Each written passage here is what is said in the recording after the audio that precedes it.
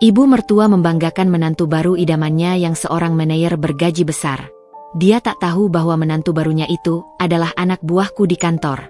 Ku buat ia syok saat tahu bahwa aku pemilik perusahaan tempat menantunya bekerja. Halo Bunda, selamat datang kembali ya. Semoga Bunda semuanya dalam keadaan sehat dan bahagia ya.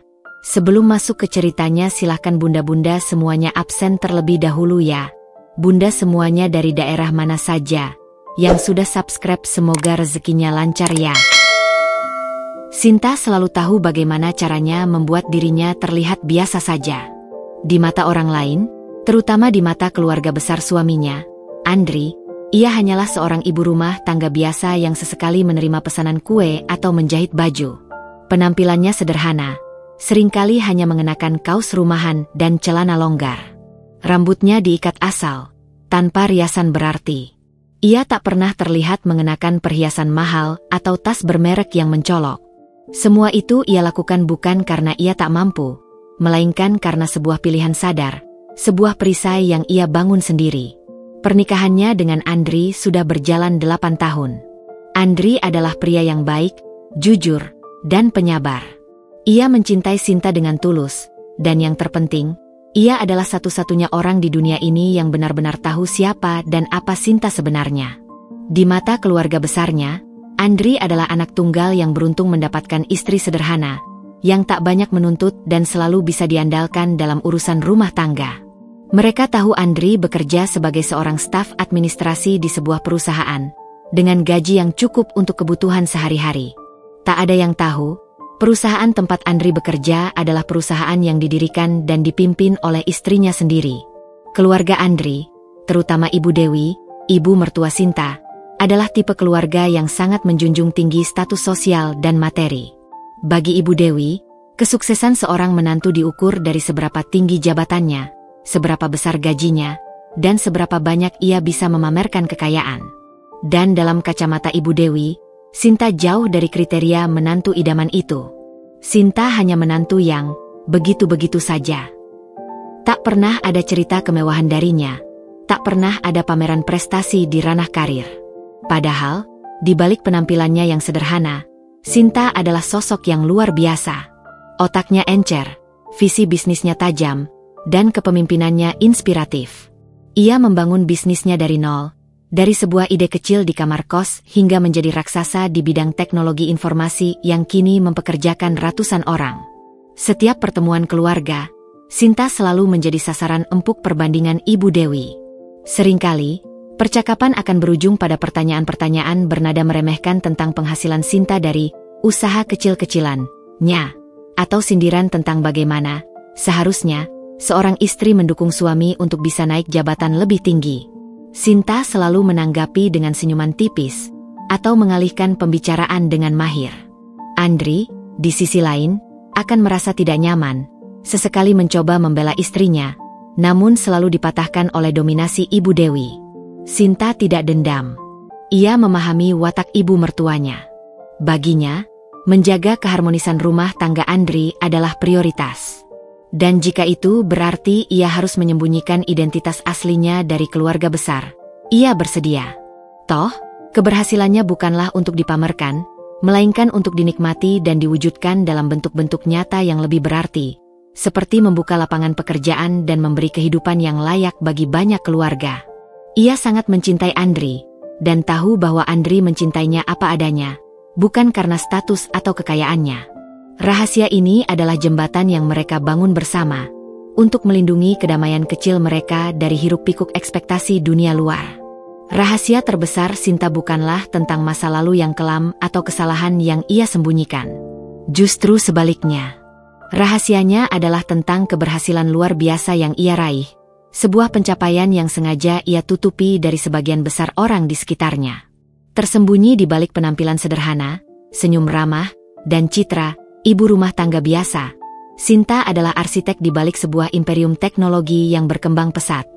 Sejak kecil, Sinta memang bukan tipe anak yang suka menonjol. Ia cerdas, namun lebih suka mengamati, menganalisis, dan belajar dalam diam. Bakatnya dalam bidang teknologi informasi mulai terlihat sejak masa kuliah. Saat teman-temannya kesulitan dengan kode program yang rumit atau konsep algoritma yang abstrak, Sinta bisa memecahkannya dengan mudah, bahkan seringkali menemukan solusi yang lebih efisien. Ia adalah penolong misterius yang sering membantu menyempurnakan proyek-proyek akhir teman-temannya tanpa banyak bicara. Setelah lulus, alih-alih melamar pekerjaan di perusahaan besar yang menawarkan gaji menggiurkan, Sinta membuat keputusan yang mengejutkan banyak orang. Dengan modal seadanya, yang ia kumpulkan dari honor freelance kecil-kecilan selama kuliah dan sedikit tabungan, ia memilih jalur kewirausahaan. Sebuah startup kecil bernama Inovasi Digital Nusantara lahir di garasi rumah orang tuanya.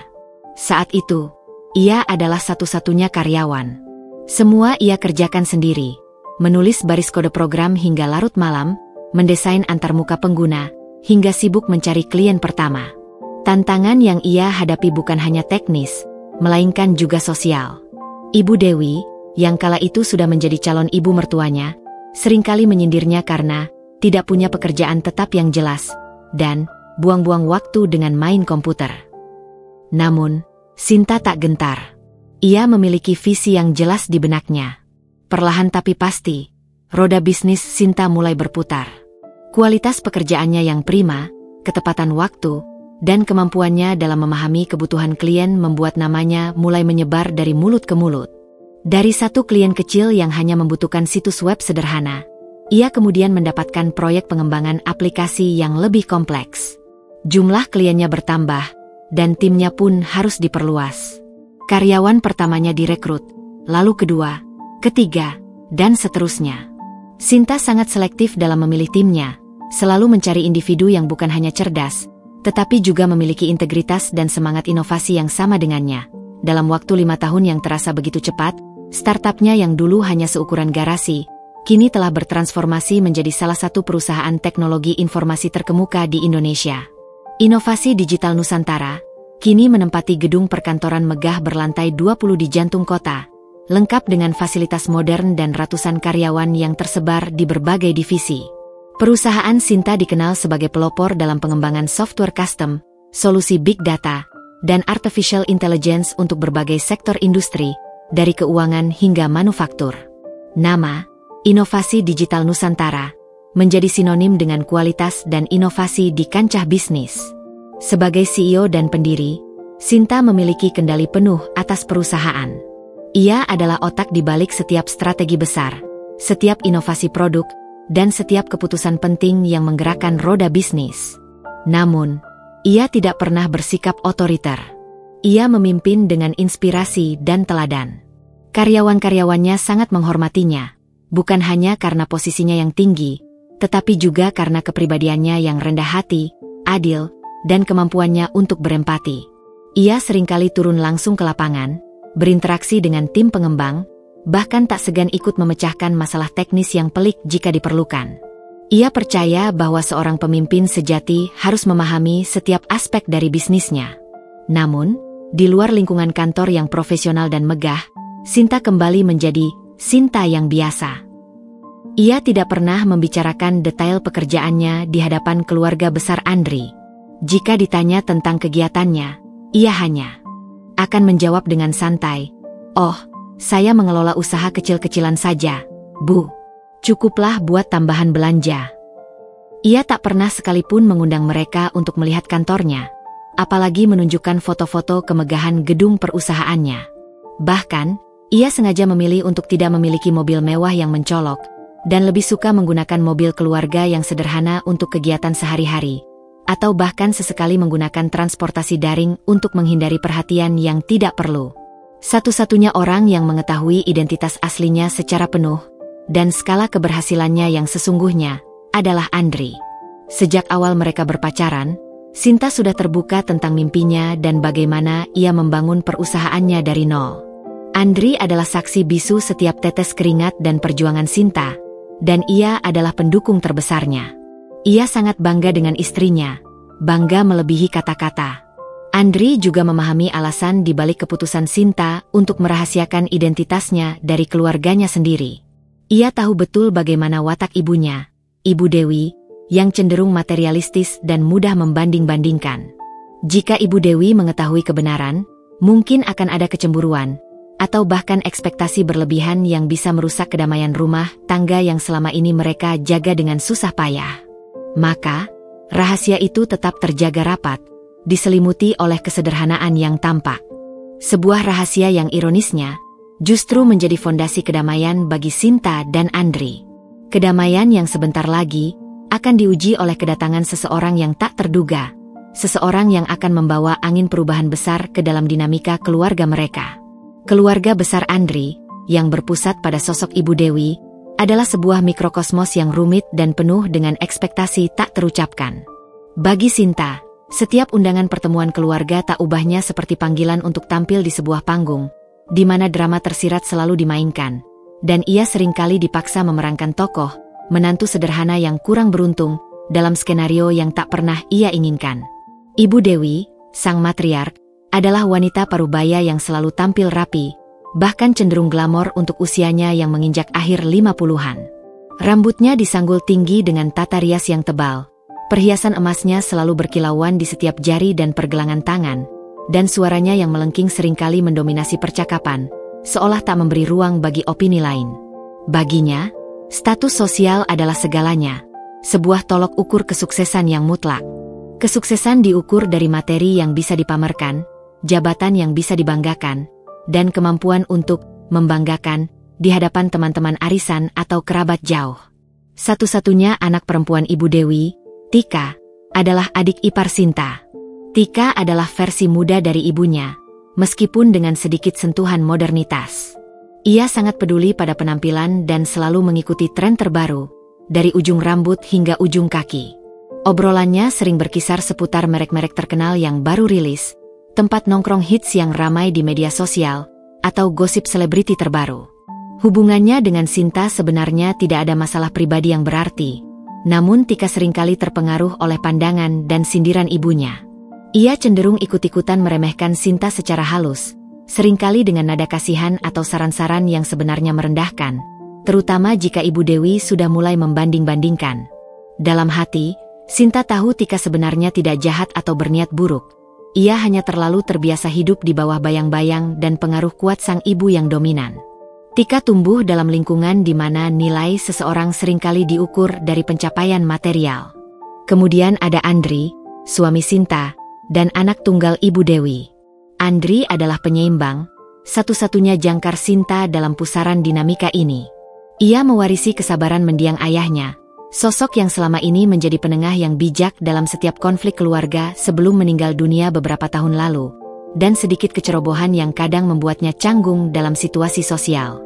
Andri mencintai Sinta dengan sepenuh hati, dan selalu berusaha melindunginya dari sindiran-sindiran tajam Ibu Dewi.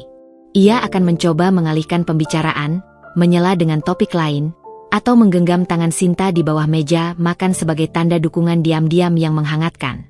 Sinta sangat menghargai setiap usaha Andri, meski seringkali itu tidak cukup untuk membendung gelombang, wejangan, atau perbandingan yang dilontarkan Ibu Dewi.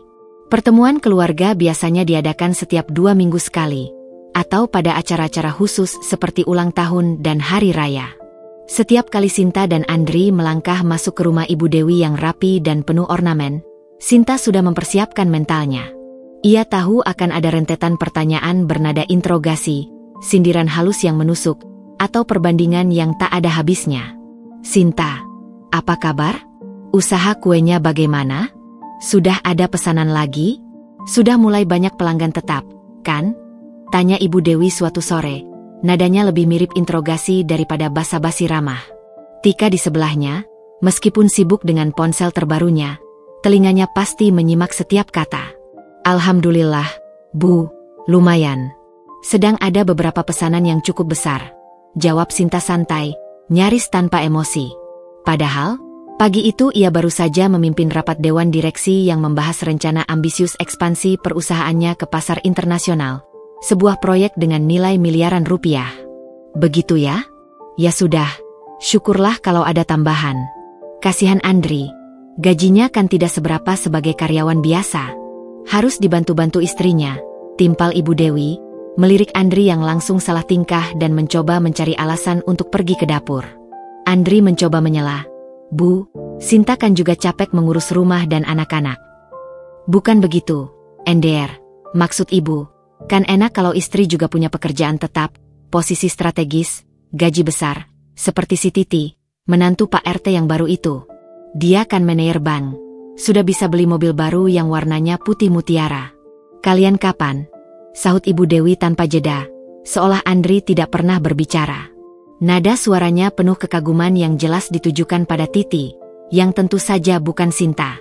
Sinta hanya tersenyum simpul, sebuah senyum yang telah ia latih bertahun-tahun untuk menyembunyikan segala rasa. Ini adalah rutinitas yang tak terhindarkan. Peran yang ia mainkan di mata Ibu Dewi adalah peran menantu sederhana, sedikit kurang beruntung dalam karir, yang membutuhkan belas kasihan dan saran-saran bijak darinya. Dan Sinta, dengan kesabaran luar biasa, selalu memainkan peran itu dengan sempurna. Namun, di balik senyumannya yang tenang, ada sebuah keyakinan kuat bahwa suatu hari, topeng kesederhanaan ini mungkin akan terbuka, bukan untuk pamer atau balas dendam, melainkan agar kebenaran dapat menemukan jalannya dan membawa kejelasan. Ia tahu, dinamika perbandingan dan sindiran ini akan terus berlanjut. Dan ia juga tahu, tidak lama lagi, badai kecil dalam keluarga ini akan datang dalam wujud seseorang yang tak terduga. Seseorang yang akan membawa angin perubahan besar ke dalam kehidupan mereka dan mengguncang fondasi ekspektasi Ibu Dewi. Sore itu, udara di rumah Ibu Dewi terasa berbeda, dipenuhi aroma wangi bunga sedap malam yang tersebar di beberapa sudut ruangan dan harum rempah dari masakan spesial yang merebak dari dapur. Meja tamu dihiasi taplak brokat mewah, dan vas-vas kristal berkilauan memantulkan cahaya. Andri dan Sinta tiba tepat waktu, dan Sinta langsung merasakan aura yang tidak biasa. Ibu Dewi menyambut mereka di ambang pintu dengan senyum lebar yang tak biasa, matanya berbinar-binar penuh kegembiraan yang sulit disembunyikan, seolah hari itu adalah hari raya pribadi baginya. Sinta, Andri, kalian sudah datang. Pas sekali, Angga dan Tika juga baru saja tiba. Sambut Ibu Dewi, suaranya dipenuhi antusiasme yang nyaris berlebihan, melampaui kehangatan sambutan biasanya. Tanpa menunggu jawaban, ia menarik lengan Sinta dengan lembut namun mantap, menuntun mereka berdua menuju ruang tamu yang sudah diisi. Di sana, duduklah Tika, adik ipar Sinta, bersama seorang pria yang belum pernah Sinta temui sebelumnya. Pria itu, yang kemudian ia ketahui adalah Angga, tampak tinggi semampai, berpenampilan sangat rapi dengan kemeja slim fit mahal berwarna biru navy yang pas di badannya, celana bahan yang disetrika licin, dan sepatu pantofel mengkilap. Rambutnya disisir klimis dan tertata apik, memberikan kesan profesional dan metropolitan. Aura percaya diri terpancar jelas dari dirinya, bahkan ada sedikit sentuhan arogansi yang terselubung. Sinta, ini Angga. Angga, ini Sinta, kakak iparmu. Ibu Dewi memperkenalkan dengan nada bangga yang kentara. Suaranya sengaja dibuat sedikit lebih tinggi saat menyebut nama Angga. Angga segera bangkit dari sofa, mengulurkan tangan dengan senyum ramah namun ada kilatan perhitungan di matanya. Senang sekali akhirnya bisa bertemu dengan Anda, Kak Sinta. Saya Angga, ucapnya, nadanya datar namun terkesan formal. Sinta membalas jabatan tangan itu dengan senyum tulus dan hangat, senyuman yang sudah menjadi topeng andalannya. Senang juga bertemu denganmu, Angga. Selamat datang di keluarga, jawabnya, suaranya lembut dan bersahaja. Sepanjang obrolan ringan pembuka, Ibu Dewi tak henti-hentinya memuji Angga, seolah ingin memastikan setiap orang di ruangan itu tahu betapa istimewanya menantu barunya ini. Angga ini hebat sekali, Sinta. Dia manajer di sebuah perusahaan multinasional besar di Jakarta. Perusahaannya bergerak di bidang teknologi. Namanya, apa ya, Nak Angga? Ibu lupa lagi. Ibu Dewi sengaja berpura-pura lupa, seolah memberi pancingan agar Angga dapat mengulang dan memperjelas informasi penting tersebut. Angga tersenyum tipis, sebuah senyum yang memperlihatkan kepercayaan diri yang tinggi, lalu merapikan kerah kemejanya yang sudah sempurna. Inovasi digital Nusantara, Bu. Perusahaan kami memang cukup besar, Bu. Salah satu yang terdepan di bidang pengembangan software dan solusi IT di Indonesia, bahkan Asia Tenggara. Ia melirik Sinta sekilas, seolah menunggu reaksi. Jantung Sinta berdesir pelan. Sebuah sensasi aneh namun berhasil ia sembunyikan dengan sempurna. Inovasi digital Nusantara? Perusahaanku sendiri? Ya Tuhan, Ini lucu sekali, batinnya. Sebuah senyum tipis nyaris tak terlihat tersungging di bibirnya.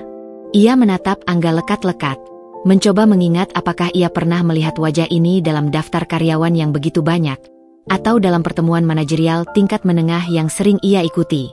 Mengingat jumlah karyawan yang mencapai ribuan di berbagai departemen, bahkan di anak-anak perusahaan, tentu sulit mengingat setiap wajah. Namun, Angga menyebut posisinya sebagai manajer, yang berarti ia setidaknya berada di level menengah ke atas dalam struktur perusahaannya. Sinta menyimpan informasi ini dalam benaknya, sebuah kepingan puzzle yang baru saja ia temukan. Ibu Dewi melanjutkan rentetan pujiannya. Nadanya semakin tinggi dan jelas ada nada kemenangan. Lihat kan, Sinta? Manajer. Loh, gajinya pasti besar sekali. Puluhan juta per bulan. Karirnya juga pasti cemerlang. Beda sekali dengan anak ibu ini, si Andri, yang hanya staf biasa. Dan kamu, Sinta, dengan usaha kecil-kecilanmu itu, bagaimana bisa bersaing? Apalagi yang mau kamu banggakan? Kali ini, sindiran itu terasa lebih tajam dan menusuk, diperkuat oleh kehadiran, bukti, nyata dari menantu idaman Ibu Dewi yang begitu sempurna. Tika, dengan wajah berseri-seri, ikut menimpali dan menyenggol lengan Sinta. Nadanya dibuat kasihan namun tersirat bangga. Iya, Mbak Sinta. Angga itu ambisius banget. Dia bilang mau naik jabatan jadi direktur dalam waktu dekat. Pokoknya, jaminan masa depan cerah deh. Kita jadi nggak perlu khawatir soal finansial. Sudah pasti terjamin. Mata Tika berbinar saat menatap Angga, penuh kekaguman yang tulus pada suaminya. Andri di samping Sinta, tampak jelas sangat tidak nyaman. Wajahnya memerah, dan ia hanya bisa menunduk. Sesekali melirik Sinta dengan ekspresi meminta maaf yang dalam. Sinta bisa merasakan beban yang dipikul suaminya. Perih hatinya melihat Andri diperlakukan seperti itu di hadapan orang lain, apalagi oleh ibunya sendiri. Namun, ia memilih untuk tetap tenang. Sebuah senyuman tipis yang penuh makna terukir di bibirnya. Ia melihat Angga yang terlihat sedikit jumawa dan puas dengan semua pujian tersebut, tanpa sedikit pun menyadari bahwa wanita sederhana di depannya ini adalah orang yang memiliki segalanya. Orang yang bertanggung jawab atas gajinya, karirnya, bahkan seluruh perusahaan tempat ia bekerja. Makan malam pun disajikan, dan obrolan di meja makan tak jauh berbeda dari sebelumnya. Ibu Dewi terus mengulang betapa beruntungnya Tika mendapatkan Angga, dan betapa Angga adalah contoh menantu yang sukses dan patut dicontoh oleh Andri dan Sinta. Angga sendiri, dengan percaya diri yang semakin meningkat, bercerita tentang proyek-proyek besar yang sedang ia tangani di kantor, sesekali menggunakan istilah-istilah teknis yang rumit, seolah ingin menunjukkan betapa superiornya pekerjaan dan pengetahuannya dibandingkan yang lain. Sinta mendengarkan semua itu dengan tenang, sesekali melontarkan pertanyaan singkat yang menunjukkan pemahaman mendalamnya tentang topik tersebut, yang justru membuat Angga sedikit terkejut dan sempat mengerutkan kening. Jadi, Anda benar-benar mengerti tentang cloud computing dan machine learning ya, Kak Sinta? Saya pikir, tidak apa-apa, ujar Angga, sedikit terbata, seolah ia baru saja meremehkan Sinta dan sedikit menyesalinya. Sinta hanya tersenyum tipis. Sedikit tahu, Angga. Dulu saya sempat belajar banyak hal tentang teknologi. Dunia ini memang selalu berkembang pesat. Ya, jadi harus terus belajar. Malam itu, di tengah sorotan pujian yang membutakan untuk Angga dan sindiran yang terus-menerus dilayangkan untuk Andri serta dirinya, Sinta mulai merasakan sebuah pemicu. Bukan rasa marah atau dendam, melainkan sebuah rencana yang perlahan namun pasti terbentuk di benaknya. Rencana untuk mengakhiri sandiwara ini, untuk mengungkapkan kebenaran, dengan cara yang tak akan pernah disangka oleh siapapun, terutama oleh Ibu Dewi dan Angga. Sebuah babak baru dalam drama keluarga ini baru saja dimulai. Setelah malam pertemuan keluarga yang penuh dengan sorotan berlebihan pada Angga dan bayang-bayang sindiran yang kian menusuk hati Sinta dan Andri, kehidupan sehari-hari memang kembali. Namun, ketenangan itu hanyalah fata morgana. Ada perubahan yang halus namun terasa. Frekuensi telepon dari Ibu Dewi ke Andri atau Sinta menjadi lebih sering, dan mayoritas isi pembicaraannya, bahkan hampir seluruhnya, adalah tentang Angga. Ibu Dewi seolah tak ada habisnya punya cerita baru untuk dibanggakan tentang menantu barunya itu. Setiap kisah disampaikan dengan nada kebanggaan yang nyaris memuakkan. Andri, tahu tidak? Angga kemarin baru saja membeli jam tangan Swiss yang harganya puluhan juta rupiah. Katanya itu hadiah dari dirinya sendiri karena berhasil menutup proyek besar di kantornya. Celoteh Ibu Dewi suatu pagi di telepon, suaranya dipenuhi kekaguman yang berlebihan. Andri hanya bisa menghela napas panjang dan mengiyakan seadanya, lalu menceritakan percakapan itu pada Sinta. Sinta hanya tersenyum tipis, sebuah senyum yang menyimpan banyak arti. Proyek yang dimaksud Angga kemungkinan besar adalah salah satu dari banyak proyek strategis yang disetujui langsung oleh Sinta sebagai CEO. Proyek yang ia sendiri pantau perkembangannya setiap minggu. Di kesempatan lain, Ibu Dewi secara khusus menelepon Sinta. Nadanya kali ini lebih pada nasihat yang terselubung sindiran. Sinta, kamu harus contoh Angga itu. Meskipun sudah manajer dengan gaji besar, dia rajin sekali datang ke kantor. Bahkan sering lembur sampai larut malam. Itu namanya dedikasi. Itu baru namanya pekerja keras. Tidak seperti, ya sudahlah, kamu tahu sendiri. Intinya, kerja keras itu akan membuahkan hasil. Sinta, jangan cuma di rumah saja. Sinta menahan diri untuk tidak mengatakan bahwa lembur di perusahaannya memang sering terjadi, terutama di proyek-proyek besar yang krusial, dan ia sendiri adalah orang yang paling sering pulang larut malam, bahkan sering menginap di kantor jika ada deadline genting. Gelombang pujian berlebihan dari Ibu Dewi yang terus-menerus membanjiri, semakin membuat Sinta yakin bahwa identitas aslinya harus segera terungkap. Bukan untuk membalas dendam atas sindiran-sindiran itu, bukan pula untuk memamerkan kekayaannya, melainkan untuk menghentikan siklus perbandingan yang merusak dan menyakiti Andri, suaminya. Ia ingin Ibu Dewi memahami bahwa kesuksesan sejati tidak selalu harus berteriak keras dengan kemewahan yang mencolok, dan bahwa menantu yang selama ini ia remehkan dan pandang sebelah mata, justru memiliki bobot dan pencapaian yang jauh melebihi segala dugaannya. Ada pesan yang lebih dalam yang ingin Sinta sampaikan tentang nilai-nilai kerja keras dan integritas. Di sisi lain, Angga, yang kini semakin sering berinteraksi dengan Sinta di setiap pertemuan keluarga, mulai menunjukkan sedikit kebingungan. Setiap kali ia dengan bangga bercerita tentang pekerjaan atau proyeknya di Inovasi Digital Nusantara, Sinta selalu menanggapinya dengan pertanyaan yang tepat sasaran, pertanyaan-pertanyaan yang menunjukkan pemahaman yang jauh di atas rata-rata orang awam, bahkan melampaui kebanyakan manajer non-teknis. Kami sedang mengembangkan algoritma baru untuk optimasi supply chain menggunakan machine learning dan big data analytics. Angga menjelaskan dengan bangga suatu sore saat mereka minum teh bersama di rumah Ibu Dewi. Ia berbicara dengan gestur tangan, seolah mempresentasikan di depan klien. Oh, itu menarik sekali, Angga. Apakah kalian menggunakan pendekatan reinforcement learning untuk prediksi demand, atau lebih ke arah supervised learning dengan data historis yang sangat besar dan detail untuk optimalisasi rute distribusi?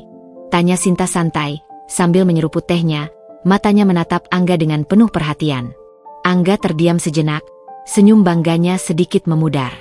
Matanya mengerjap, seperti mencoba memproses pertanyaan yang tidak ia duga dari ibu rumah tangga biasa, ini. Kami kombinasi keduanya, Kak Sinta. Terutama pada data pre-processing awal dan integrasi API pihak ketiga. Bagaimana Kak Sinta bisa tahu istilah-istilah itu, apalagi sampai detail pendekatannya? Nada suaranya sedikit ragu, ada jejak keheranan yang kentara. Sinta tertawa kecil. Suara tawanya lembut dan menenangkan. Saya kan sering baca-baca berita teknologi, Angga. Apalagi sekarang dunia digital berkembang pesat. Dan dulu waktu kuliah, saya memang sedikit mendalami tentang komputasi dan programming. Jadi, lumayanlah, sedikit banyak tahu, jawabnya merendah, membuat Angga semakin bertanya-tanya. Angga mengangguk-angguk, namun raut wajahnya masih menyimpan tanda tanya besar. Ia tidak bisa mencocokkan citra Sinta sebagai menantu biasa atau ibu rumah tangga biasa yang menjalankan usaha kue, menurut Ibu Dewi, dengan pengetahuannya yang mendalam tentang dunia teknologi yang sangat spesifik dan cutting edge. Di satu sisi, ia mendengar dari Ibu Dewi bahwa Sinta adalah menantu yang begitu-begitu saja, bahkan nyaris tidak punya karir yang jelas. Di sisi lain, ia berhadapan langsung dengan Sinta yang bisa berdiskusi tentang detail teknis proyeknya dengan sangat baik, terkadang bahkan memberikan insight yang belum pernah ia pikirkan sebelumnya. Ini adalah sebuah anomali. Apa mungkin Kak Sinta dulu pernah bekerja di perusahaan teknologi juga ya? Tik? Atau dia punya latar belakang IT yang kuat? Tanya Angga pada Tika suatu malam, setelah mereka pulang dari rumah Ibu Dewi. Tika mengerutkan kening, mencoba mengingat. Mbak Sinta? Setahuku tidak. Dia dari dulu ya cuma urusan rumah, anak-anak, dan sesekali bikin kue pesanan. Kalaupun kuliah, setahuku dia ambil jurusan umum saja, bukan IT. Kenapa memangnya? Tika mengibaskan tangannya, menganggap remeh. Angga menggelengkan kepala. Tidak apa-apa. Hanya aneh saja. Dia tahu banyak hal tentang pekerjaan dan perusahaan kita, bahkan lebih dari yang kupikirkan. Tika hanya tertawa kecil. Ah, mungkin itu cuma kebetulan saja. Dia kan sering nonton berita TV, mungkin dari situ. Jangan terlalu dipikirkan. Yang penting kan dia tidak mengganggu kita dan tidak minta-minta uang dari ibu. Angga masih merasa ada yang aneh, seolah ada kepingan puzzle yang tidak pas. Namun, ia memilih untuk tidak terlalu mempermasalahkannya lebih lanjut. Baginya, Sinta hanyalah kerikil kecil yang agak aneh di tengah jalan menuju puncak karirnya yang cemerlang. Ia terlalu sibuk dengan ambisinya untuk naik jabatan, dengan segala upaya untuk memamerkan kemampuan dan kesuksesannya di mata Ibu Dewi, sehingga ia tak terlalu mencurigai keanehan kecil ini sebagai sesuatu yang signifikan. Ia tidak menyadari bahwa kebingungan kecilnya itu adalah cikal bakal sebuah kejutan besar yang akan mengubah segalanya. Sebuah kejutan yang akan mengguncang dunianya dan juga dunia Ibu Dewi, lebih dari yang bisa mereka bayangkan. Kedatangan Angga dan posisinya yang gemilang di mata Ibu Dewi secara drastis mengubah dinamika pertemuan keluarga. Jika sebelumnya Ibu Dewi hanya sesekali menyindir atau membandingkan, kini frekuensinya meningkat tajam dan nadanya menjadi jauh lebih terang-terangan, nyaris agresif. Setiap kali Sinta dan Andri datang berkunjung, mereka seolah sudah memasuki sebuah arena yang sengaja disiapkan Ibu Dewi, di mana mereka akan dihakimi di hadapan standar emas yang baru. Lihat ini, Tika baru saja memamerkan cincin berlian baru yang dibelikan Angga. Cantik sekali, berkilau, warnanya putih bersih, seru Ibu Dewi suatu sore, menyorotkan pandangan penuh makna ke arah jari manis Sinta yang hanya dihiasi cincin kawin sederhana, bahkan nyaris usang jika dibandingkan. Memang ya, kalau suaminya manajer dengan gaji besar, kebutuhan istri bisa terpenuhi semua. Tidak perlu repot-repot kerja sana-sini, apalagi sampai jualan kue yang untungnya tidak seberapa. Nada suaranya penuh kemenangan, seolah ia baru saja memenangkan argumen yang sudah lama ia simpan. Andri, yang duduk di samping Sinta, refleks menggenggam tangan Sinta di bawah meja, berusaha menyalurkan kekuatan dan mengatakan, "Bertahanlah," tanpa suara. Sinta hanya tersenyum tipis, sebuah senyum yang kini terasa hambar. Ia menatap cincin berlian Tika yang memang berkilauan, memantulkan cahaya lampu. Ia tahu persis dari mana cincin itu dibeli dan berapa harga aslinya. Karena toko perhiasan langganan Angga adalah salah satu klien terbesar, inovasi digital Nusantara, di platform e-commerce yang Sinta rancang dan kembangkan. Ia bahkan ikut mendesain sistem keamanannya agar tidak mudah diretas. Ironi itu terasa begitu pahit. Di kesempatan lain, Ibu Dewi akan memulai sesi ceramah karir yang panjang lebar. Biasanya setelah makan siang dan semua orang sudah kenyang dan sedikit mengantuk, sehingga sulit untuk mengelak. "Andri, kamu itu harusnya lebih ambisius sedikit. Lihat Angga itu. Usianya tidak beda jauh denganmu, bahkan mungkin lebih muda, tapi lihat jabatannya. Manajer. Gajinya bisa berkali-kali lipat gajimu. Kalau kamu terus-terusan jadi staf, kapan bisa punya rumah sendiri yang lebih besar? Kapan bisa beli mobil Eropa? Kapan bisa ajak Sinta dan anak-anak jalan-jalan ke luar negeri seperti Angga dan Tika yang baru saja pulang dari liburan di Bangkok?" Pertanyaan-pertanyaan itu terasa seperti cambuk, menghantam setiap impian dan kerja keras Andri. Andri, yang biasanya sabar dan tenang, kini mulai menunjukkan tanda-tanda frustrasi yang jelas. Bahunya sering merosot, tatapannya kosong, dan ia menjadi lebih pendiam. Ia bekerja keras setiap hari di perusahaannya, loyal, dan selalu menyelesaikan tugasnya dengan baik. Gaji yang ia terima cukup untuk menghidupi keluarga kecilnya dengan layak, bahkan untuk menabung sedikit demi masa depan anak-anak. Namun, di mata ibunya, itu tidak pernah cukup. Selalu ada standar yang lebih tinggi yang harus ia capai, standar yang kini diperlihatkan dengan begitu mencolok oleh Angga. Sinta bisa merasakan bagaimana tekanan itu perlahan menggerogoti mental suaminya. Andri mulai sering melamun, sesekali mengeluh tentang pekerjaan, bahkan nafsu makannya sedikit menurun. Tidurnya pun menjadi tidak nyenyak. Tidak apa-apa, sayang. Ibu memang begitu. Jangan terlalu dipikirkan. Yang penting kita bahagia. Hibur Sinta suatu malam, memijat lembut pundak Andri yang terasa begitu tegang, urat-urat di lehernya menonjol. Tapi, Sinta, apa yang dibilang Ibu Dewi itu ada benarnya juga. Jawab Andri pelan, suaranya tercekat, matanya menatap kosong ke dinding kamar. Aku merasa tidak berguna. Setiap kali ada Angga, aku merasa kecil sekali. Aku merasa seperti gagal menjadi suami yang baik, yang bisa membanggakanmu di depan ibu. Ada nada keputusasaan dalam suaranya. Hati Sinta mencelos. Ini adalah hal yang paling ia takuti, hal yang ingin ia hindari dengan segala cara. Ia tak ingin Andri, suaminya yang baik dan tulus, kehilangan kepercayaan diri atau merasa kurang hanya karena perbandingan tak adil dari ibunya. Andri adalah suaminya, pendamping hidupnya, orang yang selalu mendukungnya tanpa syarat, bahkan ketika ia harus bekerja lembur atau bersembunyi di balik identitasnya yang lain. Ia merasa sudah terlalu lama membiarkan situasi ini berlarut-larut. Topeng kesederhanaan yang ia pakai, yang awalnya bertujuan untuk melindungi dirinya dan Andri dari ekspektasi dan penilaian keluarga, kini justru menjadi bumerang. Topeng itu membuat Andri diremehkan, dipermalukan, dan itu adalah sesuatu yang tidak bisa ia biarkan lagi.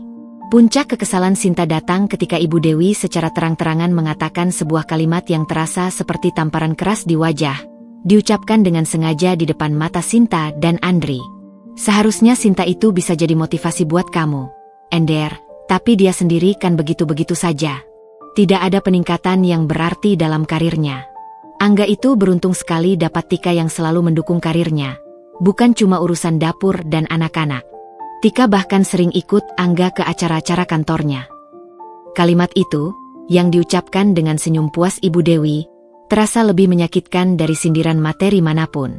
Ini bukan lagi soal uang atau jabatan, tapi sudah merambah ke harga diri Andri sebagai suami, dan harga diri Sinta sebagai pasangan yang mendukung. Sinta melihat Andri menunduk semakin dalam, wajahnya memerah pada menahan amarah, malu, dan kepedihan yang mendalam. Air matanya nyaris tumpah, namun ia menahannya sekuat tenaga, menggigit bibir dalamnya. Pada titik inilah, kesabaran Sinta benar-benar mencapai batasnya. Ia memutuskan, sudah saatnya. Sudah saatnya Angga dan Ibu Dewi tahu siapa Sinta sebenarnya. Bukan untuk membalas dendam, bukan untuk pamer, melainkan untuk menegakkan harga diri suaminya yang selama ini ia cintai, dan untuk menunjukkan bahwa ada bentuk kesuksesan yang jauh lebih besar dan bermakna dari sekadar jabatan atau gaji yang dipamerkan. Sebuah rencana mulai tersusun rapi dan kokoh di benaknya, sebuah strategi yang akan mengubah segalanya. Sebuah babak baru yang akan mengguncang pondasi pemahaman mereka tentang sukses. Sejak tekanan dari Ibu Dewi mencapai puncaknya di pertemuan keluarga terakhir, Sinta tahu ia tidak bisa lagi berdiam diri dan hanya menjadi penonton pasif. Keputusan untuk mengungkapkan kebenaran sudah bulat, namun ia ingin melakukannya di waktu dan tempat yang tepat, dengan dampak yang maksimal dan elegan. Sementara itu, di tengah rutinitas harian yang padat, telinga Sinta menjadi lebih peka terhadap setiap detail informasi yang keluar dari mulut Angga, terutama saat ia membanggakan pekerjaannya. Ia ingin memastikan bahwa langkahnya nanti berdasarkan fakta, bukan asumsi.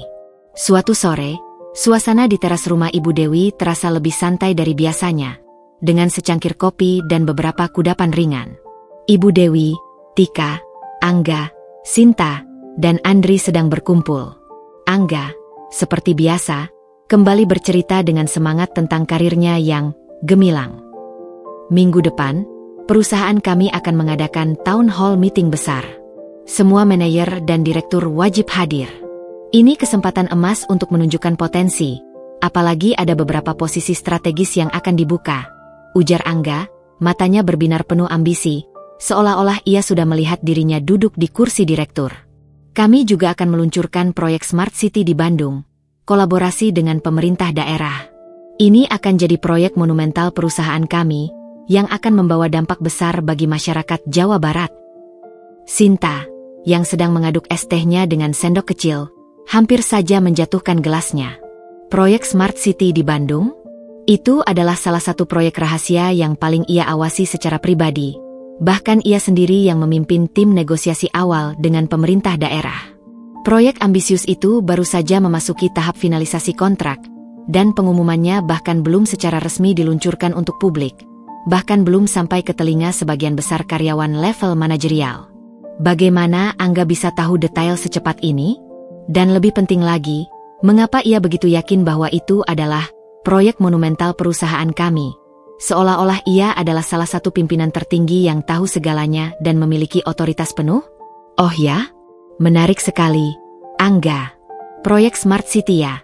Sinta menanggapi dengan nada yang sangat tenang, berusaha keras menyembunyikan keterkejutannya yang mendalam. Ia sengaja membuat kalimatnya sedikit ambigu. Apakah itu proyek yang sama yang sempat dibahas di... lupakan saja. Mungkin saya salah dengar. Sinta sengaja menggantung kalimatnya, ingin melihat bagaimana reaksi Angga. Angga sedikit mengernyitkan dahi, ekspresi bangganya sedikit terusik. Dibahas di mana, Kak Sinta? Setahu saya, proyek ini sangat rahasia, Bu. Hanya tim inti pengembang dan manajemen senior yang tahu. Kami sedang mempersiapkan press release besar untuk peluncuran resminya di akhir bulan ini. Nada suaranya sedikit defensif, seolah takut rahasianya bocor. Ibu Dewi dengan cepat menyahut, seolah ingin meredakan kecurigaan Angga dan sekaligus meremehkan Sinta. Sinta ini mungkin cuma dengar-dengar dari berita di televisi atau dari gosip-gosip ibu-ibu arisan saja. Angga. Namanya juga ibu rumah tangga. Kan suka berita-berita ringan begitu. Jangan terlalu dianggap serius dan jangan dipikirkan. Tika terkikik pelan di sebelahnya. Ikut meremehkan, seolah pengetahuan Sinta tentang teknologi itu sesuatu yang menggelikan. Sinta hanya tersenyum maklum, menerima, cap, ibu rumah tangga biasa itu. Namun, benih kecurigaan di benaknya kini mulai tumbuh menjadi sebuah pohon yang kokoh dan tak tergoyahkan. Angga bukan hanya manajer biasa, ia tampaknya memiliki akses ke informasi yang sangat sensitif dan rahasia perusahaan, yang seharusnya hanya diketahui oleh level direksi ke atas atau tim proyek yang sangat terbatas. Ini berarti Angga memiliki posisi yang cukup signifikan dalam struktur perusahaan, setidaknya di mata dirinya sendiri, atau memang ia seorang yang sangat ambisius dan memiliki koneksi internal yang kuat. Beberapa hari kemudian, setelah insiden di teras itu, Sinta memutuskan untuk bertindak. Ia tidak ingin melakukan investigasi yang terlalu mencolok atau menimbulkan kecurigaan di internal perusahaan.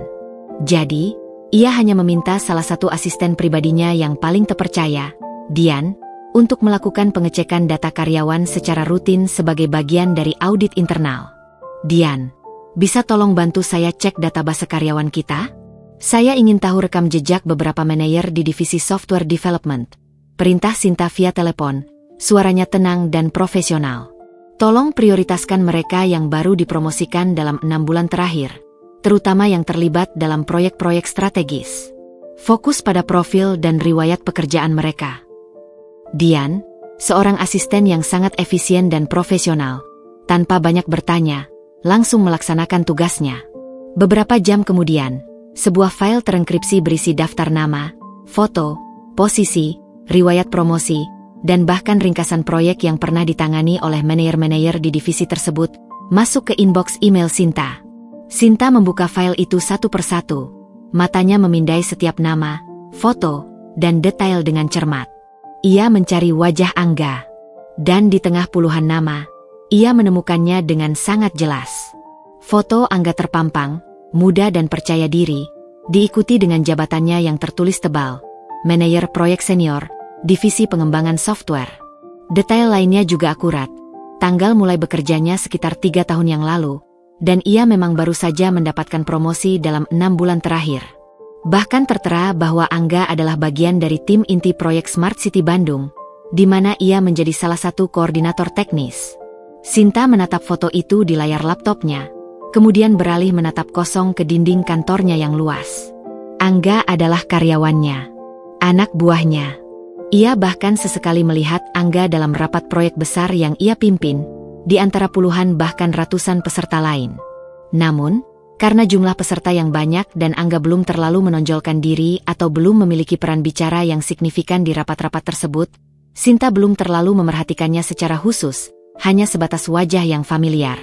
Sekarang, fakta itu terpampang nyata di depannya, lengkap dengan detail yang tidak bisa dibantah. Pria yang selama ini dibanggakan Ibu Dewi hingga setinggi langit, yang meremehkan dan menyakiti suaminya serta dirinya, adalah bagian dari imperium teknologi yang ia bangun dengan keringat dan kerja keras. Sebuah senyum penuh arti dan perhitungan merekah perlahan di bibir Sinta. Bukan senyum puas karena balas dendam, melainkan senyum strategis. Kepingan puzzle telah terkumpul sempurna. Ini bukan lagi sekadar sindiran keluarga yang bisa diabaikan. Ini adalah tentang harga diri suaminya dan tentang kebenaran yang harus diungkap. Panggung telah disiapkan, para pemain telah berada di posisinya masing-masing, dan sekarang Sinta tahu persis bagaimana alur permainan akan ia pimpin. Permainan akan segera dimulai, dan kali ini, Sinta tidak akan menjadi penonton. Dengan informasi vital yang sudah ia kantongi dari bab 7, Sinta kini merasa seolah ia memegang semua kartu dalam permainan ini. Ia tahu pasti bahwa Angga adalah bagian dari jajaran manajer di perusahaannya, di Inovasi Digital Nusantara, tetapi Angga sama sekali tidak menyadarinya. Ironi ini, meski terasa getir, memberinya kekuatan dan sedikit rasa geli yang tersembunyi. Ia memutuskan untuk tidak langsung melakukan konfrontasi frontal. Sebaliknya, Sinta memilih untuk membiarkan situasi berkembang secara alami, membiarkan Angga merasakan sedikit ketidaknyamanan dari posisinya yang selama ini ia anggap superior, sebelum akhirnya ia menerima kejutan besar yang akan mengguncang pondasi keangkuhannya. Beberapa hari setelah penemuan daftar karyawan itu, Sinta memiliki jadwal yang padat. Salah satunya adalah melakukan kunjungan mendadak ke salah satu divisi software development di lantai 10 gedung pusat perusahaannya. Kunjungan ini sebenarnya adalah bagian dari rutinitasnya sebagai CEO untuk memastikan proyek-proyek kunci berjalan sesuai rencana dan untuk berinteraksi langsung dengan tim. Namun, kali ini ada tujuan terselubung yang lebih pribadi. Ia ingin melihat Angga dalam kapasitas profesionalnya, di lingkungan kerjanya sendiri, dan mengamati bagaimana ia berinteraksi dengan timnya. Sinta tiba di lantai 10 dengan ditemani asisten pribadinya yang setia, Dian. Seperti biasa, Sinta mengenakan pakaian kasual yang rapi dan nyaman, sebuah blazer oversized berwarna netral, blus katun berkualitas tinggi, dan celana kulot yang elegan, dipadukan dengan sepatu flat yang nyaman. Penampilannya jauh dari citra CEO berwibawa yang biasanya terlintas di benak orang, namun memancarkan aura effortless elegance. Rambutnya diikat ekor kuda sederhana, tanpa riasan berlebihan, agar ia bisa bergerak tanpa menarik terlalu banyak perhatian yang tidak perlu dari karyawan lain. Ketika mereka melangkah memasuki area divisi yang luas, suara riuh obrolan, ketikan keyboard yang berirama cepat, dan dering telepon yang sesekali bersahutan memenuhi ruangan. Aroma kopi segar dan sanitizer udara bercampur jadi satu. Sinta menyapa beberapa karyawan dan manajer yang ia kenal dengan senyum ramah dan anggukan kepala. Matanya memindai setiap sudut ruangan, bergerak perlahan dari satu cubikle ke cubikle lain, mencari sosok Angga yang wajahnya kini sudah sangat ia hafal.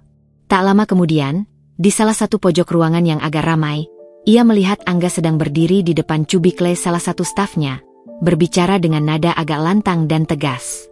Angga tampak sedang menginstruksikan sesuatu dengan ekspresi wajah sedikit kesal dan tak sabar. Gerakan tangannya gestikulatif, menunjukkan dominasi. Pokoknya ini harus selesai hari ini juga. Saya tidak mau tahu.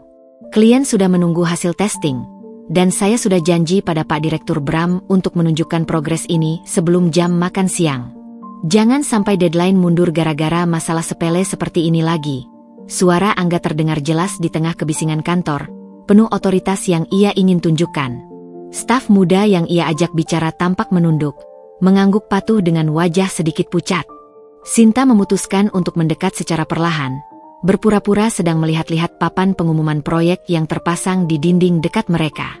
Ia ingin mendengar lebih banyak tentang bagaimana Angga berperilaku di lingkungan profesionalnya, tanpa membuat Angga merasa diinterogasi. Saya sudah berkali-kali bilang pada Pak Bram untuk memastikan semua modul terintegrasi dengan baik sejak awal. Kalau ada bug kritis, segera laporkan dan fix. Jangan sampai kita kehilangan muka di depan top management.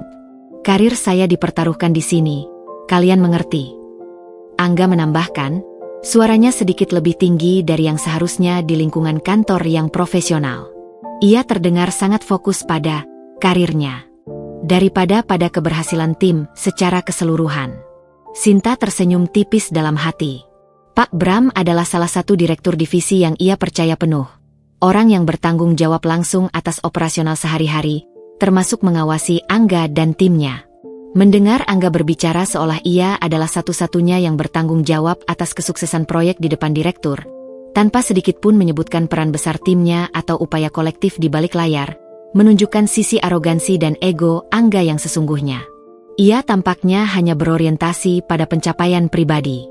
Tiba-tiba, Angga berbalik, mungkin karena merasa ada pergerakan di dekatnya, dan tatapan matanya langsung bertemu dengan Sinta. Ekspresi wajahnya langsung berubah drastis dari dominan menjadi terkejut, bahkan sedikit panik. Ia mengerjap beberapa kali, seolah tak percaya dengan apa yang ia lihat di hadapannya. Kak Sinta, ucapnya, nadanya penuh keheranan dan sedikit kebingungan. Ia pasti tidak menyangka Sinta ada di sana, di tempat yang ia anggap sebagai wilayah kekuasaannya.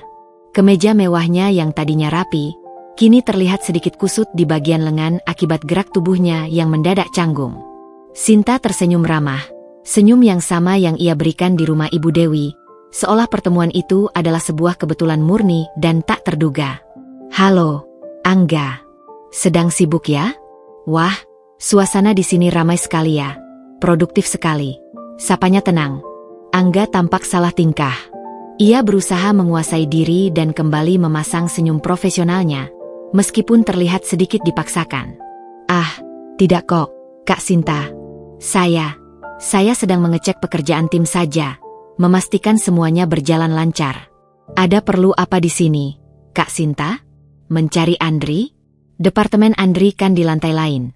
Angga berasumsi Sinta sedang mencari Andri, suaminya yang bekerja di departemen berbeda di lantai yang berbeda pula. Sebuah asumsi yang sepenuhnya salah. Tidak, Angga. Saya kebetulan ada keperluan di lantai ini. Ada rapat dengan Pak Bram dan tim desain UI UX. Sekalian saja mampir melihat-lihat suasana divisi ini, jawab Sinta santai, dengan mudah mengarang alasan yang masuk akal. Ia tak menyebutkan bahwa rapat itu adalah rapat rutin dengan jajaran direktur yang dipimpinnya sendiri. Sepertinya kamu sangat bersemangat dengan pekerjaanmu ya. Bagus sekali. Angga mengangguk, sedikit lega karena Sinta tidak menanyakan lebih lanjut atau mendengarkan terlalu banyak percakapan sebelumnya. Iya, Kak. Ini proyek penting sekali. Saya harus memastikan semuanya berjalan lancar demi karir saya dan agar bisa segera naik jabatan. Ia kembali sedikit menyombongkan diri, tanpa menyadari siapa yang sebenarnya ia ajak bicara. Ia masih belum bisa mencocokkan, Kak Sinta si ibu rumah tangga biasa, dengan kehadiran Sinta yang begitu santai dan familiar di salah satu divisi vital di perusahaan besar ini. Sinta hanya mengangguk pelan. Senyum tipis masih terukir di bibirnya, mengakhiri percakapan singkat itu. Baiklah, saya tidak ingin mengganggu pekerjaanmu lebih lama. Lanjutkan saja ya. Semoga sukses dengan proyeknya. Ia kemudian berpamitan dan melanjutkan kunjungan singkatnya ke divisi lain, meninggalkan Angga yang masih berdiri terpaku. Setelah Sinta pergi, Angga masih berdiri di tempatnya, matanya mengikuti langkah Sinta hingga menghilang di balik lorong. Ia merasa aneh. Bagaimana Sinta, seorang ibu rumah tangga biasa, yang menurut Ibu Dewi, hanya mengelola usaha kue kecil-kecilan, bisa tahu tentang proyek Smart City yang begitu rahasia? Mengapa ia bisa muncul di lantai ini, lantai khusus pengembangan software, tanpa pemberitahuan atau tanpa terlihat canggung? Dan mengapa ia tampak begitu santai dan familiar berada di area kantor yang biasanya hanya diakses oleh karyawan, bahkan staf senior? Pertanyaan-pertanyaan itu kembali berputar di benaknya, semakin menggerogoti rasa yakinnya akan identitas Sinta yang selama ini ia pahami. Namun, kecerobohan dan arogansinya, ditambah dengan keyakinannya bahwa ia adalah orang yang penting, dan Sinta tidak mungkin setingkat dengannya, membuatnya cepat mengenyahkan pikiran-pikiran yang mengganggu itu. Baginya, Sinta hanyalah ibu rumah tangga yang kebetulan memiliki pengetahuan umum tentang teknologi, atau mungkin ia mendapatkan informasi dari Andri yang bekerja di sana. Ia tidak akan pernah menduga bahwa sosok yang tampak biasa itu adalah kaisar di kerajaannya sendiri, orang yang memegang kunci masa depannya. Pertemuan tak terduga di lingkungan kantor, tempat Angga begitu lugas memamerkan arogansinya tanpa menyadari siapa lawan bicaranya, menjadi titik balik krusial bagi Sinta. Bukan karena ia terkejut dengan perilaku Angga, ia sudah menduga itu, melainkan karena ia melihat langsung betapa Angga masih belum mampu melihat gambaran besar dari dunia di sekelilingnya. Kecerobohan Angga dalam membanggakan diri dan ketidakmampuannya mengenali Sinta sebagai atasannya sendiri, justru semakin menegaskan betapa dalam kesalahpahaman Ibu Dewi selama ini. Kini, Sinta memiliki bukti kuat yang tak terbantahkan, bukan hanya dari data karyawan yang dingin, tapi juga dari interaksi langsung yang membuktikan keangkuhan Angga. Malam harinya, sepulang dari kantor, suasana rumah terasa lebih hening. Sinta duduk di sofa ruang keluarga yang nyaman, di samping Andri yang sibuk dengan laptopnya, mengerjakan laporan. Sinta mengambil napas dalam-dalam, mempersiapkan diri untuk sebuah percakapan penting yang sudah lama tertunda. Ada rasa lega sekaligus berat di dadanya. "Andri, ada yang perlu aku ceritakan," kata Sinta. Suaranya tenang namun ada nada keseriusan yang tidak biasa. Andri segera menoleh, raut wajahnya berubah sedikit khawatir melihat ekspresi serius Sinta. Ia menutup laptopnya dan menaruhnya di meja kopi. "Ada apa, sayang? Apa Ibu Dewi menelepon lagi dengan cerita baru tentang Angga?" tanyanya, nada lelah tak bisa disembunyikan. Sinta menggeleng perlahan. "Bukan. Ini tentang Angga. Tadi aku tidak sengaja bertemu dengannya di kantor. Di divisi software development lantai 10, Sinta memulai, matanya menatap Andri lekat-lekat. Mata Andri sedikit membulat karena terkejut. "Oh ya? Kebetulan sekali. Bagaimana bisa? Dia tidak tahu siapa kamu, kan?" tanyanya cepat, ada sedikit kepanikan di suaranya, khawatir rahasia mereka terbongkar dengan cara yang salah. "Tentu saja tidak. Dia pikir aku sedang mencari kamu, atau sekadar berkunjung. Dia bahkan sempat bertanya ada perlu apa aku di lantai itu." Sinta tersenyum pahit, mengingat kembali kecerobohan Angga. Tapi yang lebih menarik adalah, Angga itu adalah manajer proyek senior di divisi itu, dan dia salah satu koordinator teknis untuk proyek Smart City Bandung yang sedang kita garap. Sinta mengungkapkan fakta yang ia temukan. Mata Andri membulat sempurna. Ia terdiam sejenak, mencerna informasi itu. Kemudian, perlahan-lahan, sebuah senyum tipis, senyum lega campur ironi, merekah di bibirnya. "Benarkah? Jadi dia memang anak buahmu secara langsung? Orang yang selama ini ibu banggakan mati-matian, ternyata karyawanmu?" Sinta mengangguk, sorot matanya kini penuh tekad. "Ya, dan dia bahkan tidak menyadari itu. Dia terlalu sibuk membanggakan diri tentang karirnya yang cemerlang, tentang proyek besar yang sedang dia tangani, dan bagaimana dia adalah kunci keberhasilan timnya. Dia berbicara dengan sangat percaya diri tentang bagaimana dia akan naik jabatan menjadi direktur dalam waktu dekat, dan bagaimana proyek itu adalah batu loncatan baginya." Sinta menghela napas, rasa sedih merayapi hatinya. Mendengarnya berbicara seperti itu, "Andri, sementara aku tahu persis bagaimana alur proyek itu dari awal, siapa saja tim inti yang bekerja keras di belakang layar, dan siapa yang sebenarnya memimpinnya, itu sungguh menggelikan sekaligus membuatku sedih. Sedih melihat bagaimana Ibu Dewi terus membandingkanmu dengannya, bagaimana ia meremehkan usahamu dan kerja kerasmu." Andri terdiam, mencerna semua informasi itu. Beban di pundaknya terasa sedikit terangkat, namun rasa malu dan perih atas perlakuan ibunya masih tersisa. "Jadi, selama ini Ibu Dewi memuji-muji anak buahmu sendiri di depan kita, seolah dia dewa kesuksesan?" Ada nada tak percaya dalam suaranya. "Begitulah. Dan dia bangga sekali dengan gajinya yang besar, yang katanya puluhan juta itu, padahal gaji itu kan kutentukan sendiri berdasarkan kinerja dan standar perusahaan. Aku juga tahu berapa gaji rata-rata manajer senior di perusahaan kita." Sinta mengangkat bahu, ada sedikit rasa ironi dalam nada suaranya. "Sepertinya ini sudah saatnya, Andri. Aku tidak bisa membiarkanmu terus-menerus merasa diremehkan dan kecil di depan ibumu sendiri. Aku juga tidak ingin Ibu Dewi terus-menerus hidup dalam ilusi dan meremehkan orang lain hanya berdasarkan status pekerjaan atau gaji yang terlihat di permukaan." Andri meraih tangan Sinta, menggenggamnya erat, seolah menyalurkan seluruh dukungan yang ia miliki. Matanya menatap Sinta dengan penuh cinta dan kekaguman. Apa rencanamu, sayang? Aku mendukungmu sepenuhnya. Aku belum tahu detail pastinya, tapi aku akan mencari momen yang paling tepat, jawab Sinta, matanya memancarkan tekad yang kuat dan cerdik. Momen di mana Angga akan memamerkan pencapaiannya yang paling besar, yang paling ia banggakan, di hadapan Ibu Dewi dan seluruh keluarga. Dan disitulah aku akan menunjukkan siapa aku sebenarnya. Bukan untuk mempermalukan, tapi untuk membuka mata mereka, terutama Ibu Dewi. Sinta menarik napas.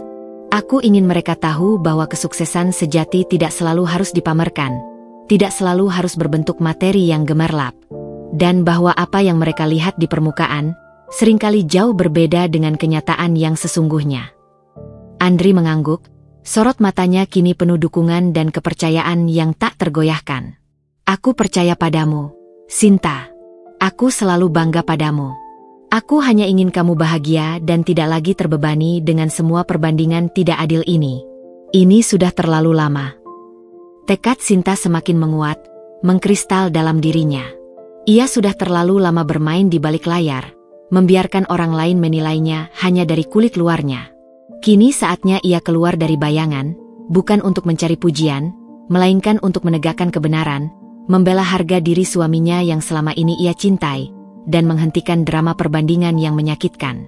Benang merah antara Angga dan perusahaannya kini terkuak sepenuhnya, memberikan Sinta amunisi yang ia butuhkan.